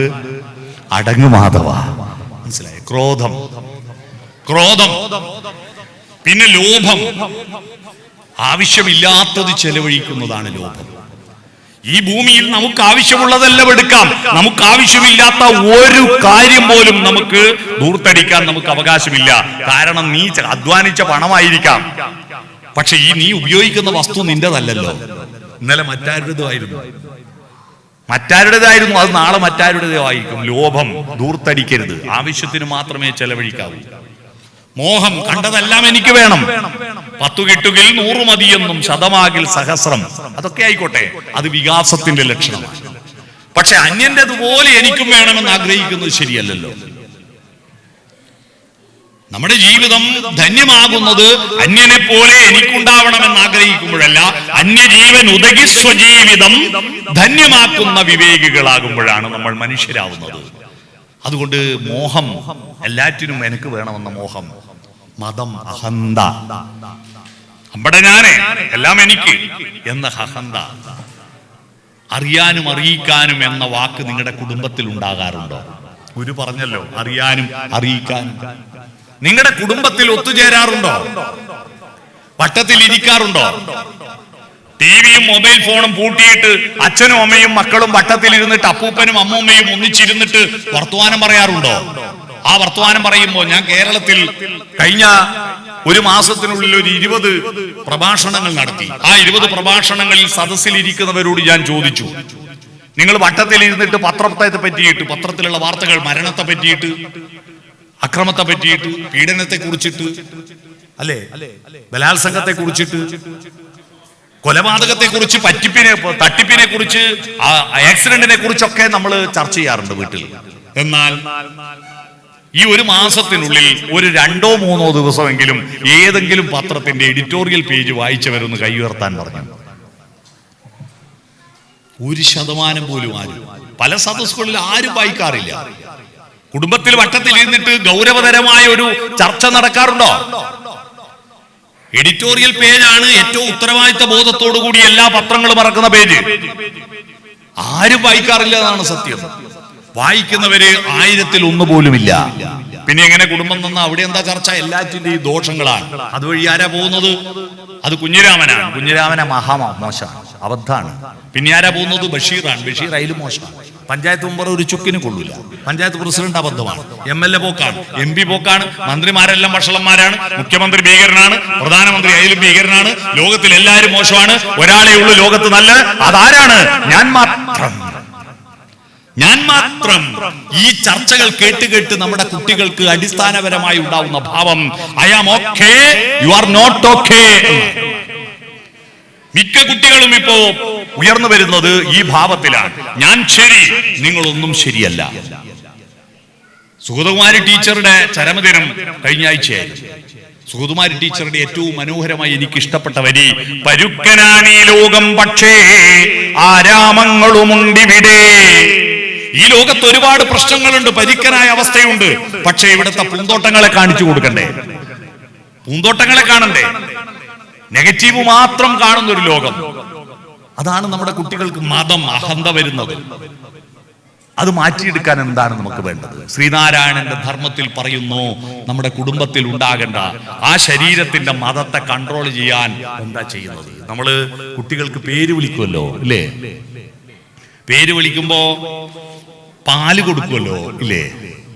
പാല് കൊടുക്കുമ്പോ അരയിലൊരു നൂല് കെട്ടുമല്ലോ, ഇല്ലേ? എന്തിനാണ് ഈ നൂല് കെട്ടുന്നത്? നൂല് കെട്ടുന്നത് എന്തിനാണ്? എന്താ ഇതിന്റെ അർത്ഥം? ഞാൻ പലരോടും ചോദിച്ചു, വലിയ സ്വാമിമാരോട് ചോദിച്ചു. ഉത്തരം കിട്ടിയപ്പോ ഒരു വയോജന സംഗമത്തിൽ ഞാൻ ചോദിച്ചു. വയോജന സംഗമത്തിൽ, പാട്യം പഞ്ചായത്തിലെ വയോജന സംഗമത്തിൽ ചോദിച്ചു, എന്തിനാണ് അരയിൽ നൂല് കെട്ടുന്നത്? ആരും ഉത്തരം എനിക്ക് തരാത്തത് കൊണ്ടാണ്. നിങ്ങൾക്ക് എന്തൊക്കെ പറയാനുണ്ടോ എന്ന് ചോദിച്ചപ്പോ ഒരു റിട്ടയർഡ് ടീച്ചർ പറഞ്ഞു, ആരും പറയാത്ത ഉത്തരം കേൾക്കും, ആരും പറഞ്ഞു തന്നിട്ടില്ലെങ്കിൽ ഞാൻ പറഞ്ഞു തരാം. എന്താണ്? ഒരു കുഞ്ഞിനെ ഗർഭം ധരിക്കുന്നത് ആരാണ്? അമ്മയാണ്. മുലയൂട്ടുന്നത്, പ്രസവിക്കുന്നത്, മുലയൂട്ടുന്നത് എല്ലാം അമ്മ മാത്രമാണ്. പക്ഷെ എല്ലാം അമ്മ ചെയ്യുമ്പോ കുട്ടി അമ്മയുടെ മാത്രമല്ലല്ലോ, അച്ഛന്റെ കൂടിയല്ലേ. അപ്പൊ അച്ഛനൊരു പരാതി വേണ്ടെന്ന് കരുതിയിട്ട് 28ാമത്തെ ദിവസം കുട്ടിയെ പാർട്ടീഷൻ ചെയ്ത് 2ആക്കി നടുക്കൊരു അതിരിടുന്നു. പകുതി അച്ഛന് പകുതി അമ്മക്ക്. അതിനാണ് അരയിൽ നൂല് കെട്ടുന്നത്. ആ ടീച്ചർ പറഞ്ഞു തന്നു. രസകരമായ മറുപടിയാണ്, അല്ലേ? പക്ഷെ അതല്ലല്ലോ. നൂല് കെട്ടുന്നതിന്റെ പുറകിൽ വലിയൊരു തത്വശാസ്ത്രമുണ്ട്, അറിയണം. നൂലെന്ന് പറയുന്നത് എന്താണ്? നൂലെന്ന് പറയുന്ന സംസ്കൃതത്തിൽ സൂത്രം എന്ന് പറയുന്ന ഈ നൂല് നമ്മുടെ ഭാരത തത്വശാസ്ത്രത്തിന്റെ ഏറ്റവും മനോഹരമായ ഒരു പ്രതീകമാണ്. എന്താണ്? സംസ്കാരമാണ്. സംസ്കാരം എന്ന് പറയുന്നത്, നൂലെന്ന് പറയുന്നത് പിരിച്ചു നീട്ടാൻ പറ്റിയ ഒരു വസ്തുവാണ്. അതിനറ്റമില്ല, എത്ര പേര് നീട്ടിവെക്കാം. നമ്മുടെ സംസ്കാരം എന്ന നൂല് ഞാൻ പിരിച്ചുണ്ടാക്കിയതല്ലോ. എന്റെ അച്ഛൻ പിരിച്ചതല്ല, അദ്ദേഹത്തിന്റെ പിതാവ് പിരിച്ചതല്ല. അവർ പിരിച്ചുണ്ടാക്കിയതിന്റെ ഒരു ഭാഗം ഞാനും പിരിച്ചുണ്ടാക്കുന്നു. സംസ്കാരം ഒരു നൂലാണ്. അതുകൊണ്ടാണ് താലി കെട്ടുമ്പോ മംഗല്യം തന്തുനാനേന, തന്തു എന്ന് പറഞ്ഞ നൂലാണ്, പൂണൂലാണ്. ഉപനയനം നടത്തുമ്പോൾ ബ്രാഹ്മണർക്ക് പൂണൂലാണ് പ്രധാനം. അരയിലെ നൂല്, ഈ നൂല് സംസ്കാരമാണ്. മൃഗമായി ജനിച്ചിരിക്കുന്ന ഒരു കുട്ടി, ബോധമില്ലാത്ത, അക്ഷരമില്ലാത്ത, അറിവില്ലാത്ത ഒരു കുട്ടി, ഒരു പിണ്ഡമായ ആ കുട്ടിയുടെ ഉള്ളിൽ ഹോർമോണുകളുണ്ട്, രക്തമുണ്ട്, മജ്ജയുണ്ട്, മാംസമുണ്ട്, അതിൻ്റെതായ മൃഗതൃഷ്ണയുണ്ട്. എല്ലാവരുടെ ശരീരത്തിലും അതുണ്ട്. മൃഗതൃഷ്ണ, ഭക്ഷണം കാണുമ്പോൾ തിന്നണമെന്ന് തോന്നുന്നത് ആ മൃഗതൃഷ്ണയുള്ളത് കൊണ്ടാണ്. ആ മൃഗതൃഷ്ണയെ കൺട്രോൾ ചെയ്തിട്ട് ഞാനെന്ന ഭാവം അകലെ കളയാൻ വേണ്ടി എന്റെ ശരീരത്തെ പിടിച്ചു കെട്ടുകയാണ് സംസ്കാരം കൊണ്ട്. അന്നു മുതൽ കണ്ടെടുത്ത് വിസർജിക്കരുത്, കണ്ട സ്ത്രീകളോട് കാമം പ്രകടിപ്പിക്കരുത്, കണ്ടതെല്ലാം കയറി തിന്നരുത്. എന്റെ ശരീരത്തിന്റെ ചോദനയെ, മനസ്സിന്റെ ഭാവനയെ കൊണ്ട് പിടിച്ചു കിട്ടുക എന്ന് പറഞ്ഞാൽ സോഫ്റ്റ്വെയർ കൊണ്ട് ഹാർഡ്വെയറിനെ കൺട്രോൾ ചെയ്യുന്ന പ്രക്രിയയാണ് നൂലുകെട്ടൽ. മനസ്സിലായോ? സോഫ്റ്റ്വെയർ ആണല്ലോ പ്രധാനം മനുഷ്യന്, ഹാർഡ്വെയർ അല്ലല്ലോ. ഒരു പശുവിനെയും ആടിനെയും പോറ്റുന്നത് അതിന്റെ ഇറച്ചിക്ക് വേണ്ടിയാണ്, ഇറച്ചി വിൽക്കാം. പശുവിനെ പോറ്റുന്നത് കറന്നു വിൽക്കാം, കോഴിയെ പോറ്റുന്നത് ഇറച്ചി വിൽക്കാം. നിങ്ങൾ മക്കളെ പോറ്റുന്നത് ഇറച്ചി വിൽക്കാനല്ലല്ലോ, കറന്നു വിൽക്കാനല്ലല്ലോ. ആ ശരീരം കൊണ്ട് എന്ത് ഗുണം? ആ ശരീരത്തിൽ ജോലി ചെയ്യുവാൻ ഒരു മനസ്സും ആ മനസ്സിന് സാങ്കേതിക വിദ്യയുമാകുന്ന സോഫ്റ്റ്വെയർ ഇൻസ്റ്റാൾ ചെയ്തിട്ടില്ലെങ്കിൽ ആ ശരീരം വെറും ഒരു മാംസത്തുണ്ട. ഒരു കാര്യത്തിനും ചക്കിലിട്ടാട്ടി വളമാക്കി കളയാനല്ലേ പറഞ്ഞത് ഗുരു, അല്ലേ? ഈ ശരീരം എന്താ വേണ്ടത്? ചക്കിലിട്ടാട്ടിയിട്ട് വളമാക്കാനാ പറഞ്ഞത്. ഒരു കാര്യമില്ല. ഇതിനകത്ത് സോഫ്റ്റ്വെയർ ഇല്ലെങ്കിൽ നമ്മൾ നിർഗന്ധം ശൂന്യമാണ് ഈ ശരീരം. ആ ശരീരത്തിന്റെ ചോദനയെ, മൃഗചോദനയെ സോഫ്റ്റ്വെയർ കൊണ്ട് പിടിച്ചു കെട്ടുന്ന പ്രക്രിയയാണ് അരയിൽ നൂലുകെട്ടൽ. മനസ്സിലായോ? അന്നു മുതൽ അവന്റെ ഭാവനകൾ വളർത്താൻ നിങ്ങൾ കുടുംബം എന്താണ് ചെയ്യുന്നത്? എന്താണ് അവന് കൊടുക്കുന്നത്? എല്ലാ ദിവസവും എന്താണ് കൊടുക്കുന്നത്? ഞാൻ എൻ്റെ നാട്ടിൽ ഞാൻ SSLC പരീക്ഷ എഴുതിയിട്ട് വീട്ടിൽ വന്നപ്പോ രാത്രിയിൽ എൻ്റെ അച്ഛൻ പറഞ്ഞു, നാളെ രാവിലെ 4 മണിക്ക് ഒരു സമ്മാനമുണ്ട് നിനക്കെന്ന്. പരീക്ഷ കഴിഞ്ഞ ദിവസമാണ് അച്ഛൻ പറയുന്നത് ഒരു സമ്മാനമുണ്ടെന്ന്. ഞാൻ പറഞ്ഞു, റിസൾട്ട് വരുന്നതിന് മുമ്പ് എന്ത് സമ്മാനമാണ് അച്ഛാ? ആ സമ്മാനമുണ്ട്. രാവിലെ 4 മണിക്ക് എഴുന്നേൽക്കാൻ. ഞാൻ വലിയ താല്പര്യത്തോടു കൂടി 4 മണിക്ക് എഴുന്നേറ്റു. ഒരു കടലാസിൽ പോയിട്ട് നീളമുള്ളൊരു സാധനം എൻ്റെ കയ്യിൽ വെച്ചു. ഞാനത് അയച്ചു നോക്കിയപ്പോ ഈ റബ്ബർ ടാപ്പിങ്ങിന്റെ കത്തിയാണ്. കുന്നു കയറിക്കൊന്നു. ഇത് പഠിപ്പിക്കുകയായിരുന്നു. 16 വർഷം ആ തോട്ടത്തിൽ ഞാൻ ജോലി ചെയ്തു. അത് ചെയ്തുകൊണ്ടാണ് ഞാൻ MA വരെ പഠിച്ചത്. രാവിലെ ഈ ടാപ്പിംഗ് കഴിഞ്ഞിട്ട് അതിന്റെ പാല് ശേഖരിച്ചിട്ട് ഷീറ്റാക്കുന്ന പണി അച്ഛനെ. 300 മരം ടാപ്പ് ചെയ്തിട്ടാണ് ഞാൻ തോട്ടം പഠിക്കാൻ പോയത്. ഞാൻ പറഞ്ഞു വന്ന അതല്ല. ഈ പഠിക്കാൻ പോകുമ്പോൾ എൻ്റെ അച്ഛൻ്റെ അച്ഛനുണ്ട്. അദ്ദേഹം ഒരു സ്കൂളിലും പോയിട്ടില്ല. പക്ഷെ അദ്ദേഹത്തിന് അറിയുന്ന അത്ര ശ്ലോകങ്ങൾ ലോകത്തിൽ ആർക്കും അറിയില്ല. അദ്ദേഹം രാവിലെ ഞാൻ പുറപ്പെടുമ്പോ ഒരു കടലാസ് തുണ്ടെനിക്ക് തരും, ഒരു ശ്ലോകം എഴുതി തരും. ഈ ശ്ലോകം ഈ ടാപ്പിംഗ് കഴിഞ്ഞ് തിരിച്ചു വരുമ്പോഴേക്കും ബൈഹാർട്ടാക്കിയിട്ട് കേൾപ്പിച്ചു കൊടുക്കണം. അപ്പൊ എനിക്ക് എത്ര ശ്ലോകം അറിയാം എന്ന് ഞാൻ കണക്കെടുത്ത് നോക്കിയാൽ ഞാൻ എത്ര ദിവസം ടാപ്പിംഗ് ജോലി ചെയ്തിട്ടുണ്ടെന്നുള്ള കണക്ക് കിട്ടും. ഒരു ദിവസത്തെ ടാപ്പിങ്ങിനിടയിൽ ഒരു ശ്ലോകം പഠിപ്പിക്കും. അതാണ് എൻ്റെ പൈതൃകത്തിന്റെ ഏറ്റവും വലിയ സമ്പത്ത് എന്ന് പറയുന്നത്. ഏറ്റവും വലിയ സമ്പത്ത് അതാണ്. നമ്മൾ ഒത്തുചേർന്നിട്ട് ഗൗരവതരമായ കാര്യങ്ങൾ പറയാറുണ്ടോ? ഭക്ഷണ കാര്യങ്ങളും വസ്ത്രകാര്യങ്ങളും തൊഴിൽ കാര്യങ്ങളും മാത്രമല്ലല്ലോ. നമുക്ക് വികാസം, ആന്തരികമായ വികാസത്തിന്റെ കാര്യങ്ങളായിരുന്നു വേദങ്ങളും ഉപനിഷത്തുകളും. അതിനെ ജീവിതവുമായി കണക്ട് ചെയ്യാനാണ് മഹാഭാരതവും ഭാഗവതവും രാമായണവും എഴുതി തന്നത്. പക്ഷെ നമ്മൾ ഈ രാമായണവും ഭാഗവതവും മഹാഭാരതവും കിട്ടിയപ്പോ അതിന്റെ ദർശനങ്ങൾ വിടുകയും ഉപരിപ്ലവമായി ദൈവങ്ങളുടെ വിഗ്രഹങ്ങളുടെ പുറകെ പോവുകയും ചെയ്തത് കൊണ്ടാണ് നമ്മുടെ രാജ്യത്തിന് പറ്റിയ അബദ്ധം. എന്താണ്? നിങ്ങൾ ആലോചിച്ച് നോക്കൂ. പാശ്ചാത്യര് ഭാരതീയരെ കുറിച്ച് പറയുന്ന ഒരു വാക്കുണ്ട്, വിസ്ഡം അറൈസ് ഫ്രം ഈസ്റ്റ്. വിവേകം കിഴക്ക് നിന്ന് ഉദിക്കുന്നു. പടിഞ്ഞാറുള്ളവര് പറയുമ്പോ കിഴക്കാരാ? നമ്മളാ. കാരണം കൊളംബസ് അമേരിക്ക കണ്ടെത്തുന്നതിന് 1000 കൊല്ലം മുമ്പ് യൂണിവേഴ്സിറ്റി ഉള്ള നാടാണ് ഇന്ത്യ. നളന്ദ, തക്ഷശില സർവകലാശാലകൾ ഉണ്ടായിരുന്നില്ലേ? അമേരിക്ക എന്ന് ഇല്ല, അങ്ങനെ ഒരു രാജ്യമില്ല. നമ്മുടെ പുരാണങ്ങളിൽ നാരദൻ ലോകം മുഴുവൻ ചുറ്റി സഞ്ചരിച്ചതായി പറയുന്നു. പക്ഷെ നാരദൻ അമേരിക്ക പോയിട്ടില്ല. കാരണം നാരദന്റെ കഥ എഴുതുന്ന കാലത്ത് അമേരിക്ക എന്ന് പറയുന്ന രാജ്യത്തെ അറിയില്ലായിരുന്നു നാരദന്റെ കഥ എഴുതുമ്പോ. എന്നിട്ട് അമേരിക്ക വലിയ രാജ്യം നമ്മൾ പറയിൽ പോട്ടെ, അത് വിട്. നമ്മൾ ലോകത്ത് ഈ ഇംഗ്ലീഷ് മരുന്നുണ്ടാക്കിയത് ഇപ്പൊ അടുത്ത കാലത്തല്ലേ? 100-200 കൊല്ലമേ ആയിട്ടുള്ളൂ. മെൻഡലിയേഫിന്റെ പട്ടികയും 104 മൂലകങ്ങളും ഉണ്ടാക്കി. ആ മൂലകങ്ങളുമായി ബന്ധപ്പെടുത്തിയിട്ട് നടത്തിയ പരീക്ഷണ നിരീക്ഷണങ്ങളിലൂടെയാണ് വൈറസിനും ഫംഗസിനും ബാക്ടീരിയക്കും പറ്റിയ ഇംഗ്ലീഷ് മരുന്നുകൾ ഉണ്ടാക്കിയത്. ആ മരുന്നുകൾ ഉണ്ടാകുന്നതിനേക്കാൾ 1500 വർഷം മുമ്പ് നമ്മുടെ നാട്ടിലെ ചെടികളുടെ, വള്ളികളുടെ, മരങ്ങളുടെ ഇലയും തൊലിയും പൂവും കായും വേരും തണ്ടും ചവച്ചരച്ചു നോക്കിയിട്ട് അമ്ലഗുണമാണോ ക്ഷാരഗുണമാണോ എന്ന് കണ്ടെത്തിയിട്ട് വാദത്തിന് പറ്റുമോ പിത്തത്തിന് പറ്റുമോ കഫത്തിന് പറ്റുമോ എന്ന് കണ്ടെത്തിയിട്ട് ആയിരക്കണക്കിന് കഷായം, അരിഷ്ടം, ലേഹ്യം, വടകം, ഗുളിക, തൈലങ്ങൾ ഉണ്ടാക്കി വെച്ചില്ലേ? ഇന്നും കേരളത്തിൽ അലോപ്പതിയേക്ക് സമാനമായിട്ട് ആ ചരകനും സുശ്രുതനും സഞ്ജീവിനിയും എഴുതി വെച്ച ആ സംഹിതയെ പിന്തുടരുന്നില്ലേ? എന്തൊരു ബുദ്ധിയാണ്! ഏത് കാലത്താണിത്? ഒരു ലാബറട്ടറിയും ഒരു ടെസ്റ്റ് ട്യൂബും ഒരു സ്കാനിങ് മെഷീനും ഇല്ലാത്ത കാലത്താണ് ഈ മരുന്നുകളൊക്കെ ഉണ്ടാക്കിയത്. നിങ്ങൾ ഓർക്കണം, ചെറിയ ബുദ്ധിയല്ല അത്.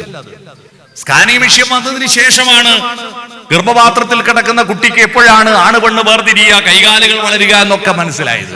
എപ്പോഴാണ് മുടിയും നഖവും ഉണ്ടാകുക, എപ്പോഴാണ് കണ്ണും മൂക്കും ഒക്കെ ഉണ്ടാകുക എന്നറിയാം.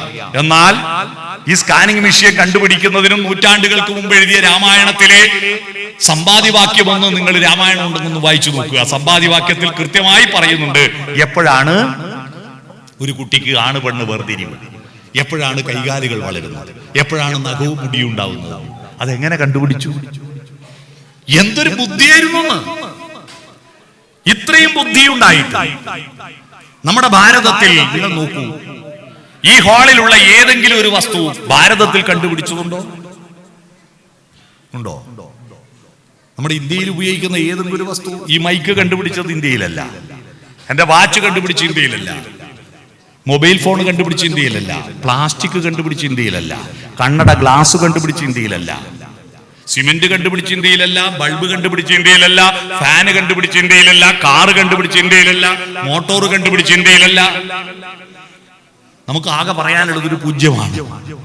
ഒരു പൂജ്യം കണ്ടുപിടിച്ചു ഇന്ത്യക്കാരെന്ന് ആകെ പറയാനുള്ളത്, അല്ലേ? എന്ത് പറ്റി? ഗൗരവതരമായി ചിന്തിക്കണം. നമ്മൾ ഗൗരവതരമായി ചിന്തിക്കണം. തീർത്ഥാടനത്തിലേക്കാണ് ഞാൻ വരുന്നത്. നമ്മൾ ദാർശനികതയിൽ നിന്ന് സൗന്ദര്യബോധത്തിന്റെയും കുടുംബജീവിതത്തിന്റെയും രാഷ്ട്രബന്ധങ്ങളുടെയും കഥകളിലേക്ക് വന്നപ്പോ ഈ ദാർശനിക വിടുകയും ഈ കുടുംബജീവിതവും രാഷ്ട്രബന്ധങ്ങളും പണമുണ്ടാക്കുന്നതും കുറെ ആചാരങ്ങളും ഒക്കെ ആയിപ്പോയി. നമുക്ക് കുറെ വിശ്വാസങ്ങളായി. ആ വിശ്വാസങ്ങളെ ദാർശനികമായി നമ്മൾ പുതുക്കിയില്ല. അവിടെയാ ശ്രീനാരായണ ഗുരുവിന്റെ പ്രസക്തി. അദ്ദേഹം ഹിന്ദുമതത്തിലെ എല്ലാവിധ അനാചാരങ്ങളിൽ നിന്നും മോചിതനാവാൻ ഹിന്ദു മതത്തിൽ നിന്ന് പുറത്തു പോയിട്ട് ബുദ്ധമതം ഉണ്ടാക്കി. ശ്രീബുദ്ധൻ. ഗുരുനാനാക്ക് ഹിന്ദുമതത്തിൽ നിന്ന് പുറത്തു പോയിട്ട് സിഖ് മതം ഉണ്ടാക്കി. അവരെല്ലാം ഹിന്ദുമതത്തിന്റെ ദർശനങ്ങളെ എക്സ്ക്ലൂഡ് ചെയ്തു. ഗുരു ചെയ്തത് അതിനെ എക്സ്ക്ലൂഡ് ചെയ്യുകയല്ല, അതിനെ നവീകരിച്ചുകൊണ്ട് നത്തിങ് എക്സ്ക്ലൂഡ് എവരിതിങ് ഇൻക്ലൂഡ്, അതാണ് ഗുരു ചെയ്തത്. ഈ വാക്ക് വിവേകാനന്ദ സ്വാമിയുടെ വാക്കാണ്. വിവേകാനന്ദ സ്വാമി ചിക്കാഗോവിലെ സർവമത സമ്മേളനത്തിൽ പറഞ്ഞത്, I am proud of Hindu because, ഞാൻ ഹിന്ദു എന്ന നിലയിൽ അഭിമാനിക്കുന്നതിന്റെ കാരണം Hinduism nothing excludes everything includes, ഒന്നിനെയും നിഷേധിക്കുന്നില്ല, എല്ലാറ്റിനെയും സ്വീകരിക്കുന്നു എന്നതാണ്. നമ്മൾ എന്ത് ചെയ്തു? നമ്മൾ സ്വീകരിക്കാൻ തയ്യാറായില്ല, നമ്മൾ തിരസ്കരിച്ചു പലതിനെയും. നമ്മൾ എല്ലാറ്റിനെയും കൂട്ടിച്ചേർത്ത് അതിനെ നവീകരിക്കാൻ തയ്യാറായില്ല. ആ നവീകരണ പ്രക്രിയയിൽ നമ്മുടെ ശരീരത്തിന്റെ കാമക്രോധ ലോഭമോഹ മത മത്സര്യങ്ങളെ നവീകരിച്ച് നമ്മുടെ ശരീരത്തിന്റെ ആന്തരികമായ പ്രാണനെ, മനസ്സിനെ ശുദ്ധീകരിക്കുന്ന മഹാപ്രക്രിയയാണ് തീർത്ഥാടനം. പിടികിട്ടിയോ? തീർത്ഥാടനം നിങ്ങൾ ശിവഗിരിയിലെത്തിയോ എന്നുള്ളതല്ല, നിങ്ങളുടെ മനസ്സ് ശിവഗിരിയിലെത്തിയോ എന്നതാണ്, മനസ്സ് ഗുരുവിലെത്തിയോ എന്നതാണ്. ആ തീർത്ഥാടനം നടത്താൻ നമ്മുടെ കുടുംബ സദസ്സുകൾ അറിയാനും അറിയിക്കാനും വട്ടത്തിൽ ഇരിക്കാറുണ്ടോ? നിങ്ങളുടെ കുടുംബ സദസ്സുകൾ സോഫ്റ്റനാവാറുണ്ടോ?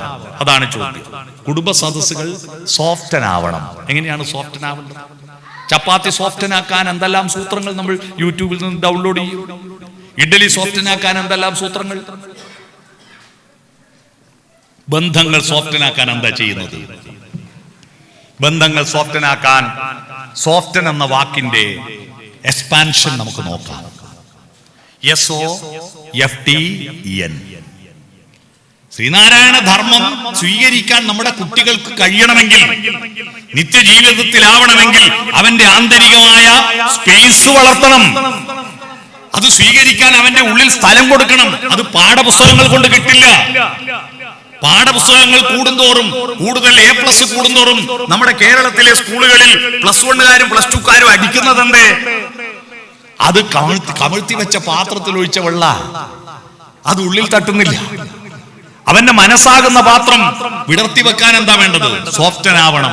എങ്ങനെ സോഫ്റ്റനാവും? കുടുംബ ബന്ധങ്ങൾ, വ്യക്തിബന്ധങ്ങൾ, അയൽപക്ക ബന്ധങ്ങൾ, സൗഹൃദ ബന്ധങ്ങൾ, സംഘടനാ ബന്ധങ്ങൾ സോഫ്റ്റനാവണം. യെസ് എന്ന് പറഞ്ഞ സ്മൈൽ എന്നാണ്. പുഞ്ചിരിക്കാൻ കഴിയണമെന്നതാണ്. ഇപ്പൊ പുഞ്ചിരി മറന്നു പോകുന്നു. നമ്മൾ പൊട്ടിച്ചിരി ഉണ്ടാകാം. മദ്യപാന കേന്ദ്രങ്ങളിലെ അട്ടഹാസങ്ങളാണ് ഇപ്പൊ കൂടുതലുള്ളത്. ഈ അട്ടഹസിക്കുന്ന മദ്യപാനികൾ സ്വന്തം മക്കളോട് ഒന്ന് മുഖത്ത് നോക്കി പുഞ്ചിരിക്കാൻ മറന്നു പോകുന്നു. ചിരിക്കുക. കഴിഞ്ഞ ഒക്ടോബർ 1 വയോജന ദിനമാണ്. എൻ്റെ നാട്ടിൽ ഒരു സ്കൂളിൽ ഒരു പരിപാടി സംഘടിപ്പിച്ചു. ആ പരിപാടി ഗ്രാൻഡ് ഫാദർ ഗ്രാൻഡ് മദർ സംഗമമാണ്. അച്ഛനെയും അമ്മയെയല്ല കൂട്ടാൻ പറഞ്ഞത്, കുട്ടികളോട് അപ്പൂപ്പനെ അമ്മൂമ്മയൊക്കെ കൊണ്ടുവരാൻ പറഞ്ഞു. ഒരുപാട് ആള് വന്നു. അധ്യക്ഷ പ്രസംഗം നടത്തുന്ന ബിന്ദു ടീച്ചർ പ്രസംഗിക്കുക. മക്കളെ, വയോജനങ്ങളെ സ്നേഹിക്കണം, സഹായിക്കണം, പരിഗണിക്കണം എന്ന് പറയുമ്പോ ടീച്ചർ സ്ഥിരം കേൾക്കുന്ന ഒരു ക്ലീശേ ഉദാഹരണം പറഞ്ഞു. എന്താ ഉദാഹരണം? പഴുത്ത പ്ലാവിലെ വീഴുമ്പോ പച്ചപ്ലാവിലെ ചിരിക്കും. പക്ഷേ ഈ പച്ചപ്ലാവിലും ഇതുപോലെ ഒരു കാലം പഴുത്തു വീഴുന്നു ഓർക്കണ്ടേ? ആന്ന് കുട്ടികൾ പറഞ്ഞപ്പോ ഒരു പയ്യൻ എഴുന്നേറ്റ് ഒരു സംശയം, ടീച്ചറെ എന്താ? പഴുത്ത പ്ലാവിലെ വീഴുമ്പോ പച്ചപ്ലാവിലെ ചിരിക്കാതിരുന്ന പഴുക്കാണ്ടിക്കുവോ? എന്തായാലും പഴുക്കൂലേ, പിന്നെ ചിരിക്കുന്നല്ലേ നല്ലതെന്ന് പറഞ്ഞു. എല്ലാരും പഴുക്കും ഇല്ലേ? ചിരിക്കുക, പുഞ്ചിരിക്കുക. വ്യക്തികളെ കണ്ടാൽ പരസ്പരം ഒന്ന് ചിരിക്കുക. എനിക്കിവിടെ വന്നപ്പോ എനിക്ക് കിട്ടിയ ഏറ്റവും വലിയ ട്രീറ്റ് എന്താണ്? എനിക്ക് കിട്ടിയ ഏറ്റവും വലിയ ട്രീറ്റ് എന്നെ കൂട്ടിക്കൊണ്ടുപോയി നല്ല ഭക്ഷണം വാങ്ങി തന്നൊന്നുമല്ല. ഇവിടെ എല്ലാവരും വന്നിട്ട് എന്നോട് ലോക്യം പറയുന്നു, ചിരിക്കുന്നു, വർത്തമാനം പറയുന്നു, വിശേഷങ്ങൾ പറയുന്നു. എന്തൊരു നല്ല എനർജിയാണത്. അല്ലാതെ മസിൽ പിടിച്ചിട്ട് ഞാനിങ്ങനെ ഇവിടെ ഇരിക്കുകയാണ് ചീഫ് ഗസ്റ്റ് എന്ന് പറഞ്ഞിട്ട് നിങ്ങളെല്ലാം എന്തിനാണ് മനുഷ്യൻ? എന്തിനായാലും എന്തായാലും ചത്തുപോകല്ലോ. നമുക്ക് വർത്തമാനം പറയാ, സ്മൈൽ. കുട്ടികളോട് ഭാര്യയും ഭർത്താവും പരസ്പരം പ്രസാദം വദനത്തിങ്കൽ കാരുണ്യം ദർശനത്തിലും മാധുര്യം വാക്കിലും ചേർക്കൂ. ആക്ഷേപ വാക്കുകൾ പറയാനല്ല, വാക്ക് കണ്ടുപിടിച്ചത് എന്തിനാ? വാക്കെന്തിനാണ് കണ്ടുപിടിച്ചത്? അക്ഷരങ്ങൾ എന്തിനാണ് ഉണ്ടായത്? ദേവി എന്ന് പറയുന്നത് അക്ഷരാളിയാണല്ലേ, 51 അക്ഷരാളി. തെറി പറയാനും കുറ്റപ്പെടുത്താനും പരിഹസിക്കാനും ആക്ഷേപിക്കാനും ശകാരിക്കാനും അല്ല വാക്കുകൾ ഉണ്ടായത്. അക്ഷരം ശബ്ദം മാത്രമായിരുന്ന കാലഘട്ടത്തിൽ കാട്ടാളന്മാരിങ്ങനെ നടക്കുമ്പോ ഈ അക്ഷരത്തിന്റെ ഒരു ശബ്ദത്തിന്റെ ഒരു പരിമിതി ഉണ്ടാവുമ്പോൾ തന്നെ ഇല്ലാതാവുന്നു എന്നുള്ളത്. ഞാനിപ്പോ പ്രസംഗിക്കുന്ന ഇവിടെ ക്യാമറയിൽ പിടിക്കുന്നത് കൊണ്ട് ഇവിടെ നിൽക്കും, അല്ലെങ്കിൽ ഞാൻ പറയുന്നതല്ല അപ്പൊ തന്നെ മരിച്ചു വീഴുമല്ലോ. ശബ്ദം ഉണ്ടാവുന്നിടത്ത് തന്നെ ഇല്ലാതാവും, ആ മുഹൂർത്തത്തിൽ തന്നെ ഇല്ലാതാവും. അപ്പോ ഈ കാട്ടാളന്മാര് അവരുടെ ഭാഷയിൽ സൂക്ഷിച്ചു വെക്കാൻ കാലത്തിനും അപ്പുറത്തേക്ക് ദേശത്തിനപ്പുറത്തേക്ക് കൊണ്ടുപോകാൻ കഴിയുമോ? അതായിരുന്നു അവർ നേരിട്ട് ഏറ്റവും വലിയ വെല്ലുവിളി. കാലത്തിനും ദേശത്തിനും അപ്പുറത്തേക്ക് നമ്മുടെ ആശയത്തെ കൊണ്ടുപോകാൻ കഴിയുമോ എന്നാണ്. ശ്രീനാരായണ ഗുരു എഴുതിയിരിക്കുന്ന 10-60 പുസ്തകങ്ങൾ അക്ഷരങ്ങളിൽ എഴുതി വെച്ചത് കൊണ്ടല്ലേ നമുക്കറിയുന്നു. അല്ലാതെ അദ്ദേഹം അന്ന് വെറുതെ പാടി നടന്നിരുന്നുവെങ്കിൽ നമ്മൾ ഈ കുവൈറ്റിൽ അറിയുമോ? കടൽ കടന്ന് ഇവിടെ എത്തിയില്ലേ ഗുരുവിന്റെ ദർശനങ്ങൾ? അത് അന്ന് എത്തിക്കാൻ മാർഗമില്ല, അക്ഷരങ്ങൾ ഉണ്ടായിരുന്നില്ല. അപ്പൊ എത്തിക്കാൻ എന്ത് മാർഗമെന്ന് അന്വേഷിച്ചുകൊണ്ട് ഒരു കാട്ടാളൻ ഇങ്ങനെ നടക്കുമ്പോ ഒരു പക്ഷി ഒരു തൂവലിട്ട് കൊടുത്തു. ആ തൂവലെടുത്തിട്ട് എന്തിനാവോ ഏതിനാവോ എന്ന വാക്ക് ചിന്തയാണ്. ചിന്ത നിങ്ങൾ ശ്രദ്ധിക്കേണ്ടത്, ചിന്തയാണ് ആദ്യം, വാക്കുകൾ പിന്നെയാണ് വന്നത്. ഞാനിപ്പോ പറയുന്നത് വൈഖരിയാണ്. എന്റെ കണ്ഠത്തിൽ നിന്ന് നിങ്ങളുടെ കർണത്തിലേക്ക് എത്തുന്നത് വൈഖരിയാണ്. ഈ വൈഖരിക്ക് മുമ്പ് പരാ, പശ്യന്തി, മധ്യമ 3 പ്രക്രിയ കഴിഞ്ഞിട്ടാണ് എന്റെ ശബ്ദം പുറത്തേക്ക് വരുന്നത്. പര എന്ന് പറഞ്ഞാൽ ചിന്തയാണ്. മനസ്സിൽ പറയണമെന്ന് ഒരു കൊച്ചു കുഞ്ഞിനെ വിശക്കുന്നു എന്ന ചിന്ത വിശക്കുന്നു എന്ന വാക്കിലല്ല ഉണ്ടാവുന്നത്, അത് പര. അതിന് രൂപമോ ഭാവമോ അക്ഷരങ്ങളോ ഇല്ലാതെ ഉണ്ടാവുന്നതാണ്. ഭാഷ പഠിക്കുന്നതിന് മുമ്പ് വിശക്കുന്നു, മൂത്രം ഒഴിക്കണം എന്നൊക്കെയുള്ള തോന്നൽ ഉണ്ടാവുന്നത് ഭാഷയിലല്ല, അത് പരയാണ്. അത് പ്രകടിപ്പിക്കാൻ കുഞ്ഞ് ഒരു മാർഗം കണ്ടെത്തും. പശ്യന്തി, അതാണ് കുഞ്ഞ് കരയുന്നത്. പശ്യന്തി, ആ കരയുന്നത് നിങ്ങളെ അറിയിക്കാൻ വേണ്ടിയിട്ട് ആ കുട്ടി ഉപയോഗിക്കുന്ന ശബ്ദം, ആ ശബ്ദമാണ് വൈഖരി. മനസ്സിലായി? ഒരു ഭാഷ കണ്ടുപിടിക്കുമ്പോൾ അത് മധ്യമം, ആ മധ്യമം ശബ്ദമായി മാറ്റുമ്പോൾ വൈഖരിയാവും. പരാ, പശ്യന്തി, മധ്യമ, വൈഖരി 4 ഘട്ടങ്ങളിലൂടെയാണ്. പക്ഷെ ഈ ഭാഷ രേഖപ്പെടുത്തിയിട്ട് സൂക്ഷിച്ചു വെക്കാൻ അറിയാതിരുന്നപ്പോ ഈ തൂവലെടുത്തിട്ട് എന്തിനാവോ ഏതിനാവോ എന്ന മട്ടിൽ ഇദ്ദേഹത്തിന്റെ മനസ്സിൽ ഒരു ചിന്തയുണ്ടായി. അപ്പൊ പക്ഷി ചിറകടിച്ച് ചിലക്കുന്നത് കണ്ടിട്ട് ഇദ്ദേഹത്തിന് തോന്നുകയാണ്, പക്ഷി എന്നോട് പറയുകയാണ്, നിന്റെ മനസ്സിലുള്ള ആശയങ്ങൾ മഷിയിൽ മുക്കിയിട്ട് തൂലിക കൊണ്ട് എഴുതാൻ എനിക്ക് തന്നതാണ് ഈ തൂലിക, ഈ തൂവല്. അതിന് മഷിയെവിടെ? അപ്പൊ കദളിച്ചെടിയുടെ ഇലകൾ കാറ്റത്തിങ്ങനെ ആടുന്ന കണ്ടപ്പോ ഇയാൾക്ക് തോന്നി എന്നെ കൈമാടി വിളിച്ചതാണ്. കദളിച്ചെടി പറഞ്ഞു, എന്റെ കറുത്ത കായ്കൾ പിഴിഞ്ഞെടുത്തോളൂ, അതിൽ മുക്കി എഴുതിക്കോളൂ. എഴുതാൻ കടലാസ് വേണ്ടേ? അപ്പോ പൂതണക്ക് എന്ന് പറഞ്ഞൊരു മരമുണ്ട്. പൂതണക്ക് ഭാരതത്തില് ഹിമാലയത്തിന്റെ താഴ്വരകളിൽ. അതിന്റെ പ്രത്യേകത, അത് കിഴങ്ങിന്റെ തൊലി പോലെ അതിന്റെ തൊലി പല അറ്റി പൊളിച്ചെടുക്കാവും. അപ്പൊ പൂതണക്ക് പറഞ്ഞു, എന്റെ തൊലി പൊളിച്ചെടുത്തിട്ട് ഉണക്കിയിട്ട് അതിൽ എഴുതിക്കോ, കടലാസായല്ലോ. അതിന്റെ തൊലിയിലാണ് കാളിദാസൻ അഭിജ്ഞാന ശാകുന്തളം നാടകം എഴുതിയത്. അതിന്റെ പേര് സംസ്കൃതത്തിൽ ഭൂർജപത്രം എന്നാണ്. പൂതണക്കിന്റെ സംസ്കൃത നാമം ഭൂർജതരു എന്നാണ്. അപ്പോ കടലാസ് കിട്ടി, ഭൂർജപത്രം. കദളിച്ചെടിയുടെ കായ പിഴിഞ്ഞെടുത്ത മഷി കിട്ടി, പക്ഷി കൊടുത്ത തൂവലാകുന്ന തൂലിക കിട്ടി. അടുത്ത ചോദ്യം, എന്താ എഴുതേണ്ടത് എന്നാണ്. എന്താ എഴുതേണ്ടത്? അതാണ് ONV കുറുപ്പിന്റെ മനോഹരമായ കവിത സ്നേഹാക്ഷരങ്ങൾ. ചിറകിൽ നിന്നൊരു തൂവലൻ മുന്നിലിട്ടു പോയൊരു പക്ഷി, ഇതു നീ എടുത്തുകൊള്ളുക. കദളിപ്പൂച്ചെടിയതിൻ കായ്മണികൾ നീട്ടി ഇതിലെഴും ചായമെടുത്തുകൊള്ളുക. ഒരു ഭൂർജ തരുവോതി നിൻ സ്നിഗ്ധ ചർമ്മത്തിൻ എൻ സ്നിഗ്ധ ചർമ്മത്തിൻ ചിന്തീതാ നീ എടുത്തുകൊള്ളുക. പറയൂ, ഞാനെന്തേ കുറിച്ചു തരേണ്ടതെന്നറിയാതെ ചോദിച്ചു പോയ നേരം ഉത്തരം കേട്ടു കുറിച്ചു വയ്ക്കൂ ഞങ്ങൾക്കിത്തിരി സ്നേഹത്തിൻ അക്ഷരങ്ങൾ. ഉത്തരം കേട്ടു കുറിച്ചു വയ്ക്കൂ ഞങ്ങൾക്കിത്തിരി സ്നേഹത്തിൻ അക്ഷരങ്ങൾ. അക്ഷരങ്ങൾ ഉണ്ടായത് സ്നേഹിക്കാനാണ്, സഹായിക്കാനാണ്, ചിന്തിക്കാനാണ്, വളരാനാണ്. ആക്ഷേപിക്കാനും തകർക്കാനും കൊല്ലാനുമല്ല അക്ഷരങ്ങൾ ഉണ്ടായത്. അതുകൊണ്ടാണ് ദൈവമേ കൈതൊഴാം കേൾക്കുമാറാവണം, നല്ല വാക്കോതുവാൻ ത്രാണിയുണ്ടാവണം. നല്ല വാക്കുകളാണ്. അതുകൊണ്ട് സ്മൈൽ, പുഞ്ചിരിക്കുക, പുഞ്ചിരിക്കുക. ഓ ഓപ്പൺ ഹേഡ്, ഹൃദയം തുറക്കുക. അടച്ചുവെച്ച ഹൃദയത്തിൽ 1000 തവണ ആത്മോപദേശ ശതകം കേട്ടിട്ടെന്ത് കാര്യം? കമിഴ്ത്തി വെച്ച പാത്രത്തിൽ 1000 പാത്രം പാലൊഴിച്ചിട്ട് എന്ത് കാര്യം? ഹൃദയം തുറക്കുക. ഹൃദയം തുറക്കാത്തവരുടെ ഹൃദയം ബൈപ്പാസിലൂടെ മെഡിക്കൽ കോളേജിൽ നിന്ന് തുറക്കേണ്ടി വരും.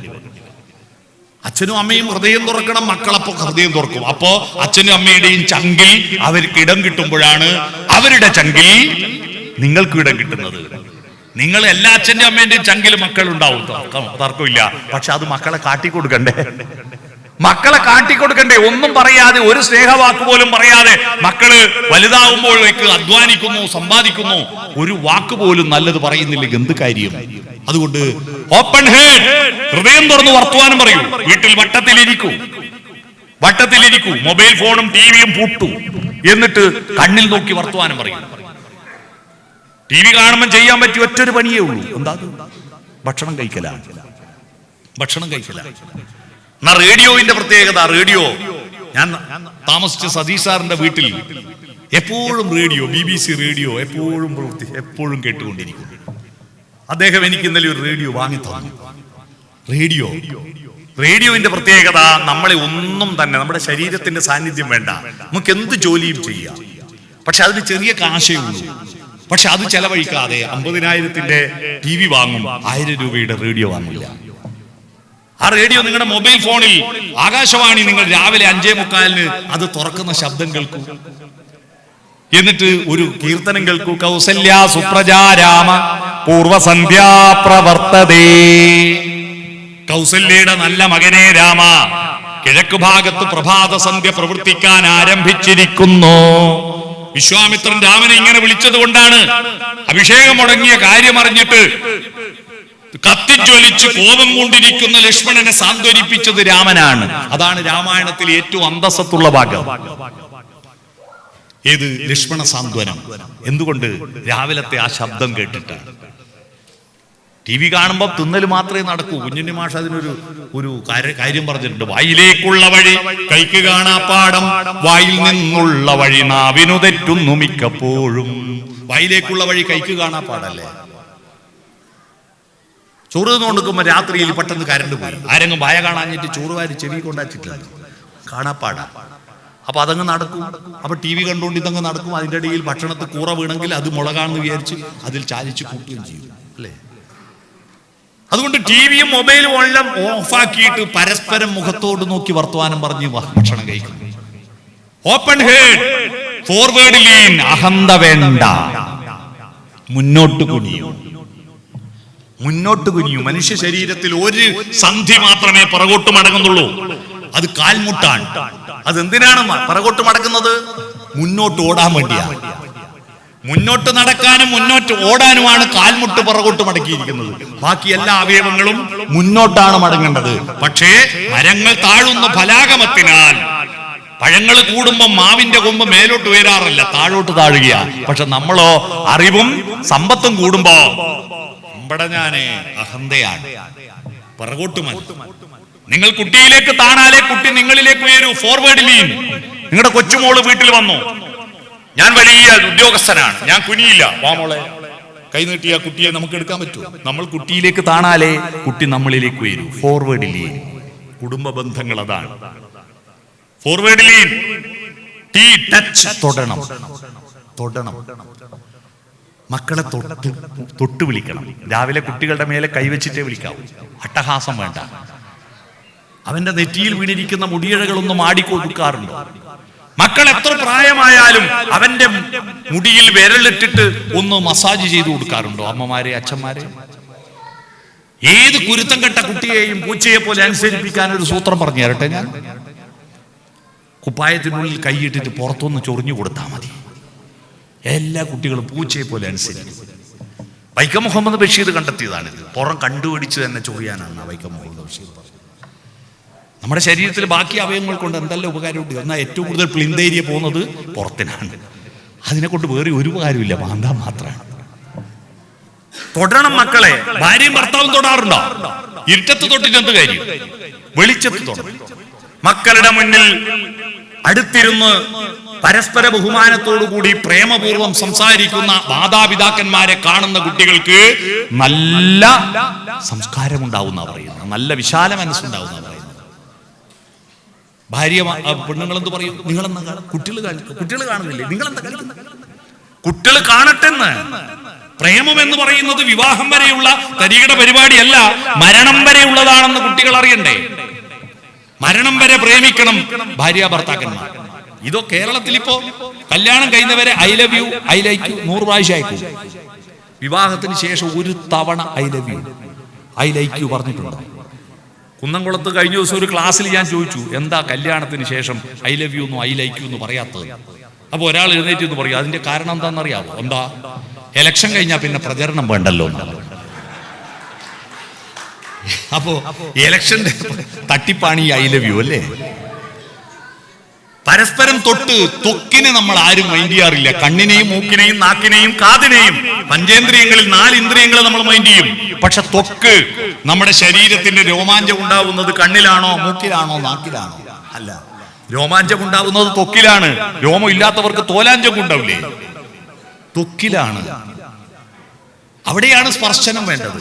പ്രത്യേകിച്ച് പ്രായമുള്ളവരെയും കുട്ടികളെയും തൊടണം. പ്രായമുള്ളവർക്ക് നല്ല ഭക്ഷണവും നല്ല വസ്ത്രവും നല്ല പാർപ്പിടവും നല്ല മരുന്നും കൊടുത്താൽ പോരാ, അവരെ ഒന്ന് ചേർത്ത് പിടിക്കുക, അവരെ ചുമലിൽ ഒന്ന് കൈവെക്കുക, അവരുടെ കാലുകളെടുത്ത് നിങ്ങളുടെ മടിയിൽ വെച്ച് നോക്കൂ.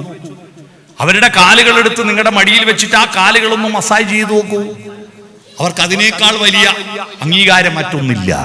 സ്പർശനം നമുക്കൊരു പ്രധാനമാണ്. ടച്ച് വേണം, ചേർത്ത് പിടിക്കണം. വാത്സല്യം എന്ന വാക്കിന്റെ അർത്ഥം അറിയാമോ? എന്താണ് വാത്സല്യം? കുട്ടികൾ ധരിച്ചത് Kinder Joy, Dairy Milk, KitKat, അൽഫാം, ഷവർമ ഇതൊക്കെ കൊണ്ടു കൊടുക്കലാണ് വാത്സല്യം. അല്ല, വത്സം എന്ന വാക്കിന്റെ അർത്ഥം നെഞ്ച് എന്നാണ്. നെഞ്ചോട് ചേർത്ത് പിടിക്കൂ എന്നാണ്. ചേർത്ത് പിടിക്കുക, അതാണ് വാത്സല്യം. നെഞ്ചോട് ചേർത്ത് പിടിക്കുക. അതുകൊണ്ട് ടച്ച് വേണം. അടുത്തത് ഈ ഐ കോണ്ടാക്ട്, കണ്ണിൽ നോക്കി സംസാരിക്കണം. കണ്ണിലാണ് മനുഷ്യന്റെ സ്വപ്നങ്ങളും ആർദ്രതകളും പ്രതീക്ഷകളും. നമ്മുടെ പേഴ്സണാലിറ്റി കണ്ണാണല്ലോ. ഞാനിപ്പോ എയർപോർട്ടിൽ വന്നിറങ്ങിയപ്പോ കണ്ണിന്റെ ഫോട്ടോ എടുത്തല്ലോ, അവിടുന്ന് കയറുമ്പോഴും കണ്ണിന്റെ ഫോട്ടോ എടുത്തല്ലോ, ആധാർ കാർഡിൽ കണ്ണിന്റെ ഫോട്ടോ ആണല്ലോ. നമ്മുടെ കണ്ണ് പോലെ മറ്റൊരാൾക്കും കണ്ണില്ല. കണ്ണിന്റെ സൗന്ദര്യമാണല്ലോ. ഇവിടെ നൃത്തം അവതരിപ്പിക്കുന്ന നമ്മുടെ പ്രിയപ്പെട്ട കലാകാരികളെല്ലാം ഏറ്റവും മനോഹരമായി എഴുതിയിരിക്കുന്നത് കണ്ണുകളാണല്ലോ. കണ്ണെഴുതി പൊട്ടു തൊട്ടു എന്നാണല്ലോ ഒരുങ്ങുന്നതിന് പറയുക. കണ്ണിന്റെ വലിപ്പമാണ് നമ്മുടെ പേര്.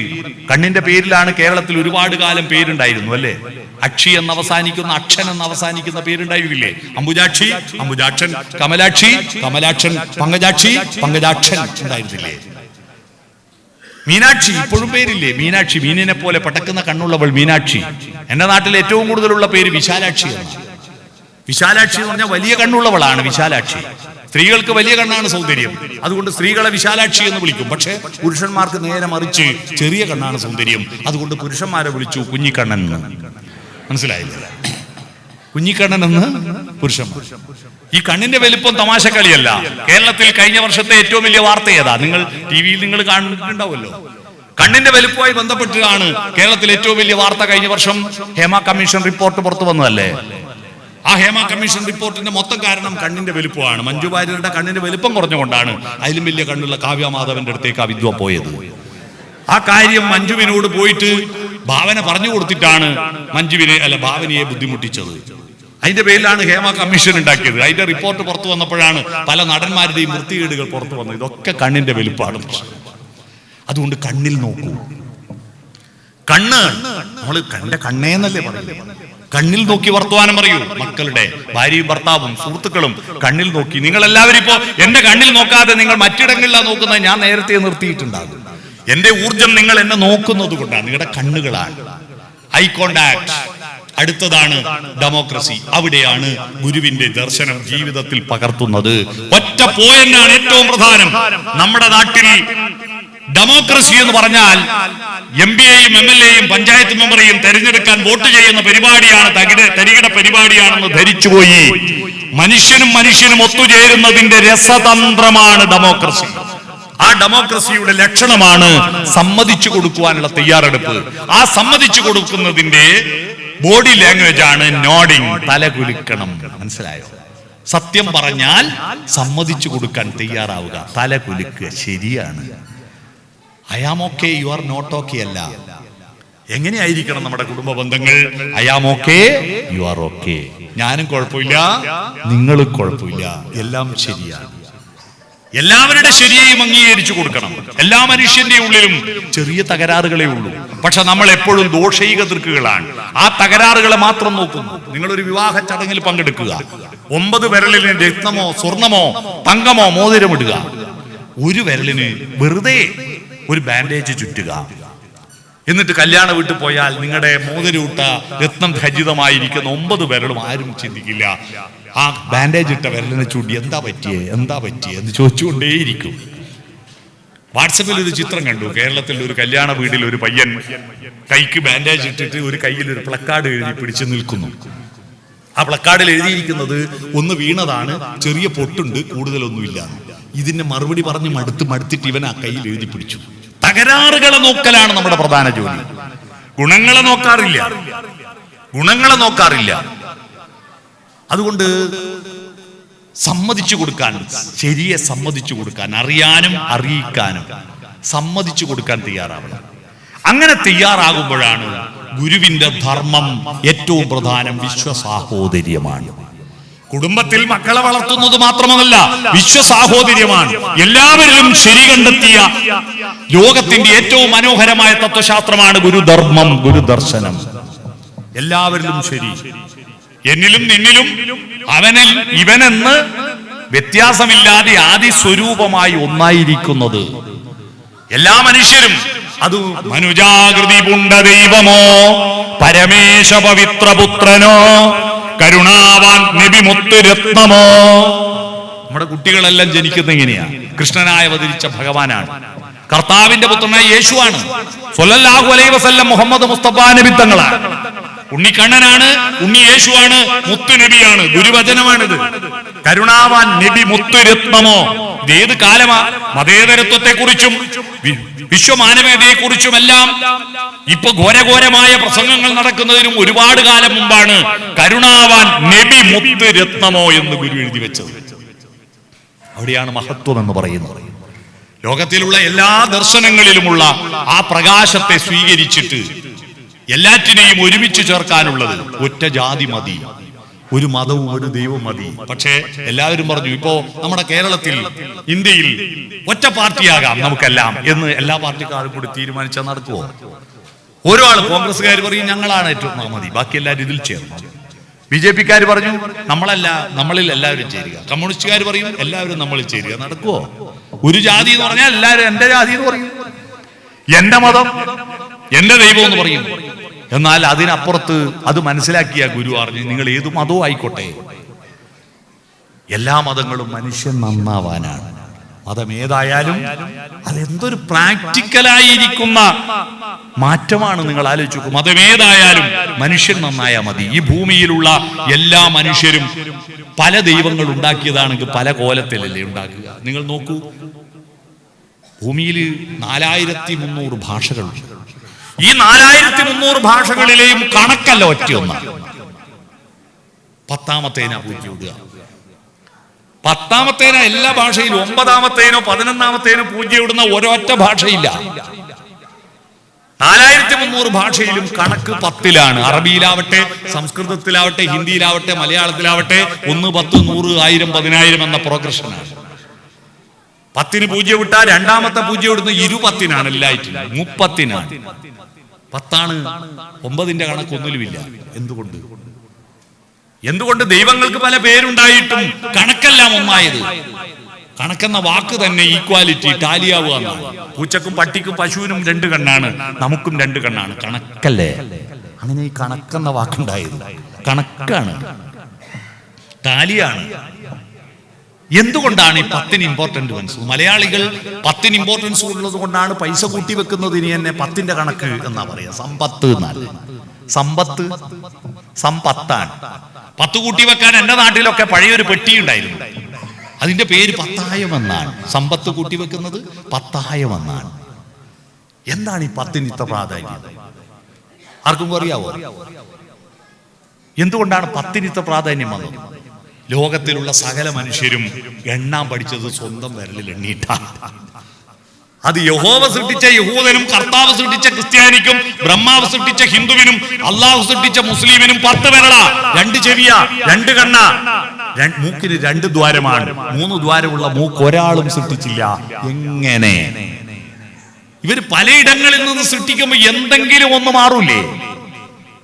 ഒന്നും മാറിയില്ല, എല്ലാം ഒരുപോലെ. എങ്ങനെ? യഹോവ യഹൂദന്മാരെ സൃഷ്ടിച്ചിട്ട് അതിന്റെ സോഫ്റ്റ്വെയർ ബ്രഹ്മാവിന് വാട്സപ്പിൽ അയച്ചു കൊടുത്തിട്ട് ബ്രഹ്മാവ് ഡൗൺലോഡ് ചെയ്തിട്ട് ഹിന്ദുക്കളെ ഉണ്ടാക്കിയതാണോ? എന്നിട്ട് അത് കർത്താവിന് ഇൻസ്റ്റഗ്രാമിൽ പോസ്റ്റ് ചെയ്തപ്പോ കർത്താവ് ഡൗൺലോഡ് ചെയ്തിട്ട് ക്രിസ്ത്യാനികളെ ഉണ്ടാക്കി. കർത്താവ് അത് അള്ളാഹുവിന് മെസ്സഞ്ചറിൽ അയച്ചു കൊടുത്തു. അന്ന് കർത്താവും അള്ളാഹുവും ഭയങ്കര കമ്പനിയായി. ഇപ്പാ തെറ്റിപ്പോയേ. ഇപ്പോഴാണ് ഗാസയും ഇസ്രായേലും തെറ്റിയേ അല്ലേ? അന്ന് ഭയങ്കര കമ്പനിയാ. അത് ഡൗൺലോഡ് ചെയ്തിട്ട് അള്ളാഹു മുസ്ലിങ്ങളെ ഉണ്ടാക്കി എന്ന് ആരെങ്കിലും പറയോ? അവിടെയാണ് ഒരു മതം ഓർത്താലൊരൊറ്റ തറവാട്ടുകാർ നാം. ഈ ഭൂമിയിലുള്ള മനുഷ്യരെല്ലാം ഒരു തറവാട്ടുകാരാണ്.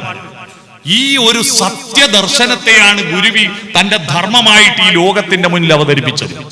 ഈ സത്യദർശനത്തെ അല്ലാതെ ആ വിശാലമായ വീക്ഷണമില്ലാതെ നിങ്ങൾ വീട്ടിൽ നിന്ന് പ്രാർത്ഥനകളും പൂജകളും കൃത്യമായ ചടങ്ങുകളും മാത്രം നടത്തിയത് കൊണ്ട് ഗുരുധർമ്മം ഉണ്ടാവില്ല.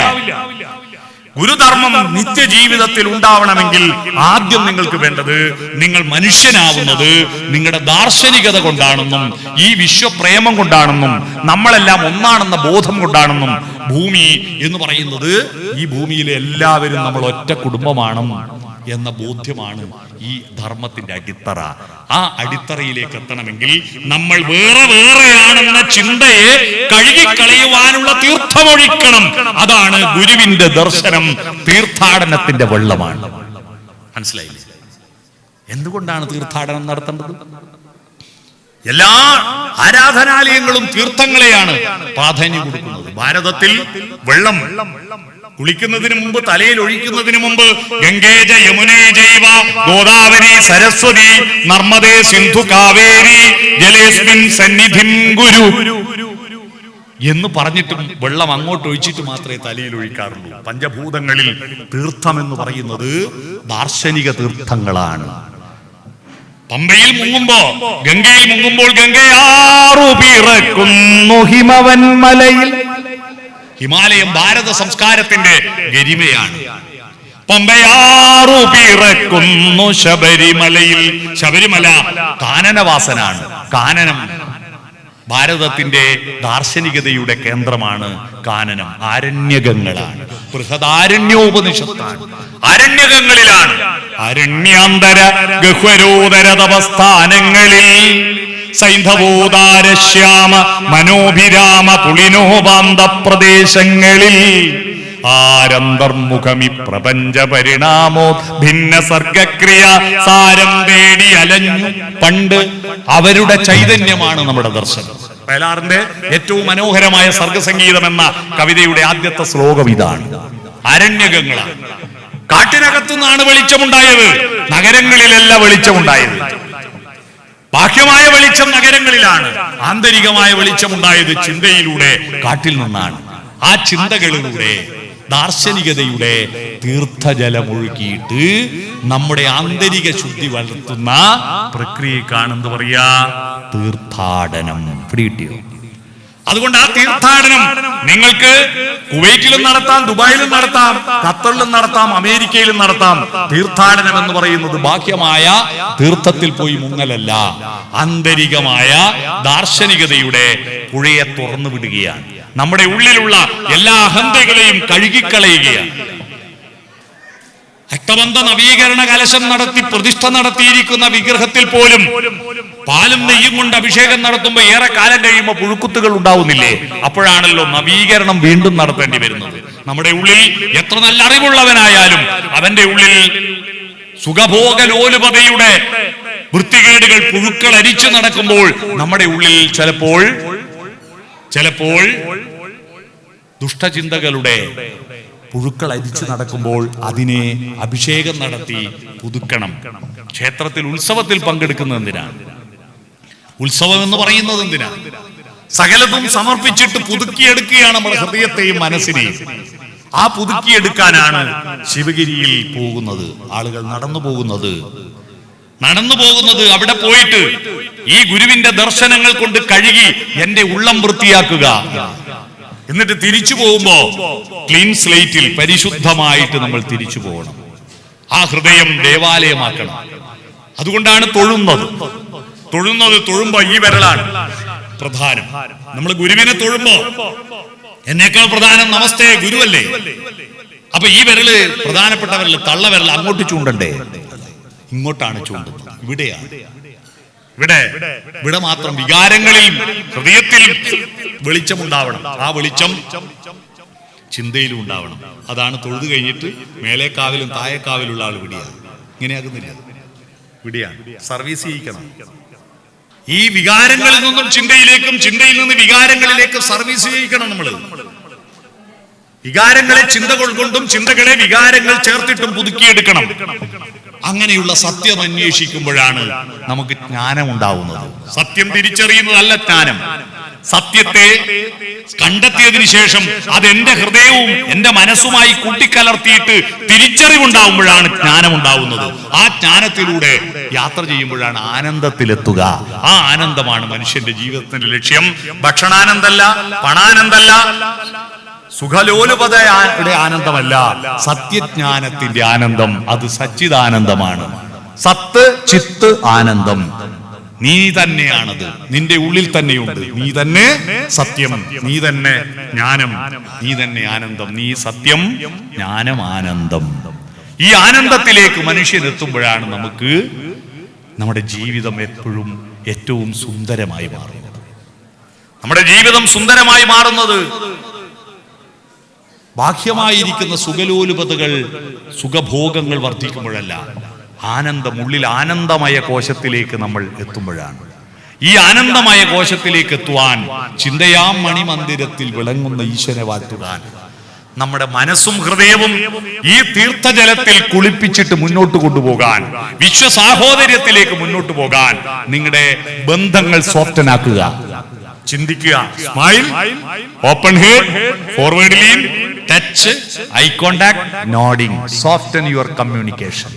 അത്തരത്തിൽ ബന്ധങ്ങളിലൂടെ നമുക്ക് നമ്മളെ പുതുക്കാം. ഈ തീർത്ഥാടനം കഴിഞ്ഞ് ഇവിടെ ഒരു ഊർജം കിട്ടണം. നമ്മുടെ ഇവിടുന്ന് തിരിച്ചു പോകുമ്പോ ഇവിടുന്ന് ഉച്ചക്ക് കഴിച്ച ഭക്ഷണത്തിന്റെ പായസത്തിന്റെ ഊർജമല്ല, ഇവിടെ ചൊല്ലിയ കീർത്തനങ്ങളുടെ ഊർജം, ഇവിടെ അവതരിപ്പിച്ച പാട്ടുകളുടെ, നൃത്തങ്ങളുടെ ഊർജം, ഇവിടെ കേട്ട സംവാദങ്ങളുടെ ഊർജം, ആ ഊർജം ശേഖരിച്ച് ഒരു വർഷം മുന്നോട്ട് പോകുമ്പോ ഇടക്ക് സ്വാഭാവികമായിട്ട് നമ്മുടെ ശരീരത്തിനകത്ത് വീണ്ടും സുഖലോലുപതയുടെ വൃത്തികേടുകൾ കയറിപ്പോകുമ്പോ അതിനെ വീണ്ടും കഴുകാൻ, അഭിഷേകം നടത്താൻ, തീർത്ഥാടനം നടത്താൻ വീണ്ടും അടുത്ത വർഷവും ഒത്തുചേരുക. ഇതാണ് ഈ തീർത്ഥാടനത്തിന്റെ പരമമായ ലക്ഷ്യം, ആന്തരികമായ ശുദ്ധീകരണം. ഈ ആന്തരികമായ ശുദ്ധീകരണത്തിന് മുന്നോട്ട് പോകാൻ ഇങ്ങനെയൊരു സംവിധാനം ഒരുക്കുന്നത് ഇത് കേവലം ശ്രീനാരായണീയർക്ക് മാത്രമല്ല, ലോകത്തിലുള്ള സകല മനുഷ്യർക്കും മാതൃകയാണ്. എല്ലാ മനുഷ്യരും വർഷത്തിൽ ഒരു ദിവസം അല്ലെ ഒരാഴ്ച, നമ്മളിപ്പോ മണ്ഡലകാല വ്രതം അല്ലേ? എന്തിനാണ് മണ്ഡലകാല വ്രതം? മണ്ഡലം എന്ന് പറഞ്ഞാൽ വട്ടമെന്നാണ്. വട്ടത്തിനൊരു പ്രശ്നമുണ്ട്. ഭൂമി സൂര്യനെ ചുറ്റുന്ന വട്ടമുണ്ടല്ലോ, ഈ വട്ടം നമുക്കുണ്ടായിരുന്നില്ല. ഈ വട്ടം നമുക്ക് തികയുമായിരുന്നില്ല. കാരണം നമ്മുടെ കയ്യിൽ ഒരു മാസത്തിന് 27 ദിവസങ്ങളെ ഉണ്ടായിരുന്നുള്ളൂ. കൊല്ലത്ത് വെച്ചിട്ട് ക്രിസ്തുവർഷം 825 ആണ്ടിൽ, ക്രിസ്തുവർഷം 825 ആണ്ടിലാണ് നമുക്ക് തീയതി ഉണ്ടായത്, നമുക്ക് സ്വന്തമായ കലണ്ടർ ഉണ്ടായത്. നമ്മുടെ ചുമരിൽ തൂക്കുന്ന കലണ്ടർ ഗ്രിഗോറിയൻ കലണ്ടർ പോർച്ചുഗീസുകാർ കൊണ്ടുവന്നതിന് ശേഷം കേരളത്തിലും ഇന്ത്യയിലും ഉണ്ടായിട്ടുള്ളൂ.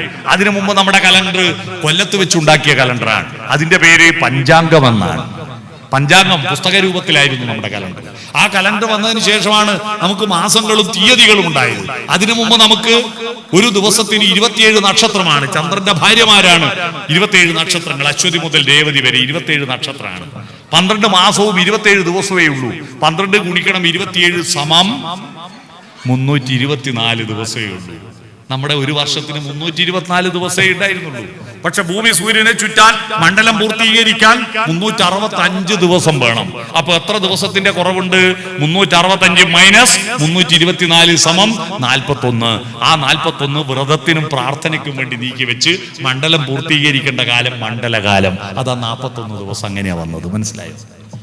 മണ്ഡലകാലം 41ന്റെ കണക്കങ്ങനെയാണ്. ആ 41 ഇപ്പൊ കഴിഞ്ഞു അല്ലേ? മണ്ഡലകാലം കഴിഞ്ഞു, മണ്ഡലവ്രതം കഴിയുക എന്ന് പറഞ്ഞാൽ മനുഷ്യനെല്ലാം ഇടയ്ക്കിടയ്ക്ക് ഇത്തരത്തിൽ സോഫ്റ്റ്വെയർ ആണ് ഞാൻ എന്ന് തോന്നലുണ്ടാവണ്ടേ? നീ എന്നത് ആത്മാവാണ്, നീ ശരീരമല്ല, നീ ആത്മാവാണ്, നീ സത്താണ്. ആ സത്തിലേക്കുള്ള യാത്രയാണ് അസതോമാ സദ്ഗമയ. ഈ കാണുന്നതെല്ലാം അസത്താണ്. ഇതെല്ലാം മാറും. ഇവിടെ ഇരിക്കുന്ന ആളുകളെല്ലാം തല നോക്കൂ, എത്ര മനോഹരമായിട്ട് മുടി ചീകി ഒതുക്കി പൗഡർ ഇട്ട് പൊട്ടു തൊട്ട് കൊണ്ട് വന്നിരിക്കുന്ന ഈ സുന്ദരമായ തലകളെ കണ്ടു. 100 കൊല്ലം കഴിഞ്ഞാൽ ഈ തല കുവൈറ്റിലാണോ ഉണ്ടാവുക, കേരളത്തിലാണോ ഉണ്ടാവുക? ആലോചിച്ചു. 100 കൊല്ലം കഴിഞ്ഞാൽ ഈ തലയുണ്ടല്ലോ എവിടെ ഉണ്ടാവും? ചില ആളുകൾക്ക് ലഡുപൊട്ടി 100 കൊല്ലം ഇനിയും നിൽക്കുന്നു അല്ലേ? ഞാൻ കൊച്ചു കുട്ടികളുള്ളതുകൊണ്ടാണ് കേട്ടോ 100 കൊല്ലം പറഞ്ഞത്.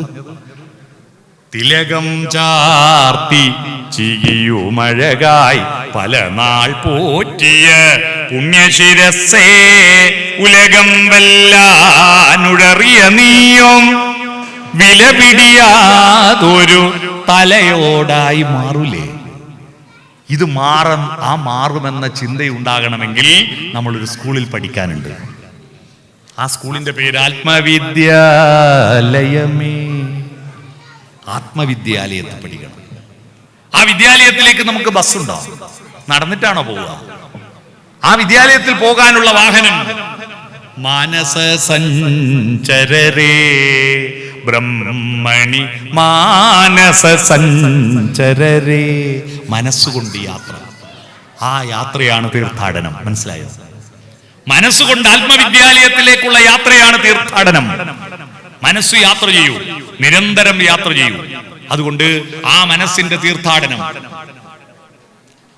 ആ തീർത്ഥാടനം വളരെ മനോഹരമായിട്ടാണ് ഇവിടെ സംഘടിപ്പിച്ചത്. ഇവിടെ ഒരു ചുരുങ്ങിയ പ്രദേശത്തിനുള്ളിലാണ് ഒരു റിക്ഷവണ്ടിയിൽ ഗുരുവിന്റെ പ്രതീകാത്മകമായിരിക്കുന്ന ചിത്രവും വഹിച്ചുകൊണ്ട് നിങ്ങൾ യാത്ര ചെയ്തത്. ആ യാത്ര പക്ഷേ ആ യാത്ര പോയി തിരിച്ചു വരുമ്പോഴേക്ക് ചൊല്ലിയ പാട്ടുകൾ, മന്ത്രങ്ങളെല്ലാം നിങ്ങളുടെ മനസ്സിന്റെ തീർത്ഥാടനമാണ്. ഇന്ന് നടന്ന ഇവിടുത്തെ എല്ലാ പ്രക്രിയയും മനസ്സിന്റെ തീർത്ഥാടനമാണ്. ഇത് ഒരു മാതൃകയാണ്. ഞാനിവിടെ വന്ന് ഇവിടെ നടന്ന ഈ തീർത്ഥാടന പ്രക്രിയ ഇനിയിപ്പോ ഒരു 100 സ്ഥലത്തെങ്കിലും ഞാൻ പോയി പറയൂലേ കേരളത്തിൽ ഇങ്ങനെ ഉണ്ടായിരുന്നു. കുവൈറ്റിലുള്ളവർ വെറുതെ അവിടെ അധ്വാനിച്ച് പണം ഉണ്ടാക്കൽ മാത്രമല്ല, അവിടെയും അവർക്ക് മനസ്സുമുണ്ട്, അവർക്ക് സ്നേഹമുണ്ട്, അവർക്ക് ദാർശനികതയുണ്ട്. ആ ദാർശനികതയുടെ തീർത്ഥാടനം അതിമനോഹരമായി സംഘടിപ്പിച്ച ഈ വർഷത്തെ ചടങ്ങുകൾക്ക് എല്ലാവിധ ആശംസകളും അറിയിച്ചുകൊണ്ട് ഇനി നീട്ടാൻ നിവൃത്തിയില്ല. കാരണം 3 മണിക്കൂർ മുമ്പെങ്കിലും എനിക്ക് എയർപോർട്ടിൽ എത്തണം. 12 മണിക്ക് എൻ്റെ ഫ്ലൈറ്റ് പൊങ്ങും. അതുകൊണ്ട് ഞാൻ ഇനി നീട്ടുന്നില്ല. ഇങ്ങനെയൊരു പരിപാടിക്ക് കുവൈറ്റിൽ വീണ്ടും ഒരിക്കൽ കൂടി കുവൈറ്റിൽ വരാനും ഇതിൽ ഏറ്റവും സന്തോഷം, കഴിഞ്ഞ തവണ ഗാന്ധിയെ അനുസ്മരിക്കാൻ വന്ന് എന്നെ കൂട്ടിക്കൊണ്ടുവന്ന സുഹൃത്തുക്കളെല്ലാം ഇവിടെ സന്നിഹിതരായിരിക്കുന്നു എന്നതിൽ വളരെ സന്തോഷമുണ്ട്. അവരോട് പ്രത്യേക നന്ദി അറിയിക്കുന്നു. ഈ തവണ എന്നെ കൊണ്ടുവരാൻ ഒരുപാട് റിസ്ക് എടുത്തിട്ടാണ് ഇവിടെ കൊണ്ടുവന്നത്. അതിന് നേതൃത്വം കൊടുത്ത, എന്നെ ഇവിടെ കൊണ്ടുവന്ന് താമസിപ്പിച്ച, എന്നെ എല്ലാവിധത്തിലുള്ള ഒരു അന്യനായി കാണാതെ സ്വന്തം ഒരാളായി കണ്ടുകൊണ്ട് പെരുമാറിയ നിങ്ങളോടെല്ലാം ഹൃദയത്തിന്റെ ഭാഷയിൽ നന്ദി അറിയിച്ചുകൊണ്ട് ഈ തീർത്ഥാടന പ്രക്രിയക്ക് എല്ലാവിധ ആശംസകളും അറിയിച്ചുകൊണ്ട് ഗുരുവിന്റെ മഹാദർശനത്തിന്റെ മുന്നിൽ ആ മഹാഗുരു, അത് കാലഗുരുവാണ്, വിശ്വഗുരുവാണ്, കാലത്തിനതീതമായ ഗുരുവാണ്. വിശ്വമെല്ലാം നിറഞ്ഞു നിൽക്കുന്ന ആ ഗുരുവിന്റെ ദർശനങ്ങളുടെ മുന്നിൽ ഹൃദയപൂർവം ഒരു വിദ്യാർത്ഥിയായ, ഗുരുവിന്റെ ഒരു വിദ്യാർത്ഥി മാത്രമായ ഈ എളിയവൻ തലകുനിച്ചുകൊണ്ട് ഞാൻ എൻ്റെ ഭാഷണം ചുരുക്കുന്നു. നമസ്കാരം.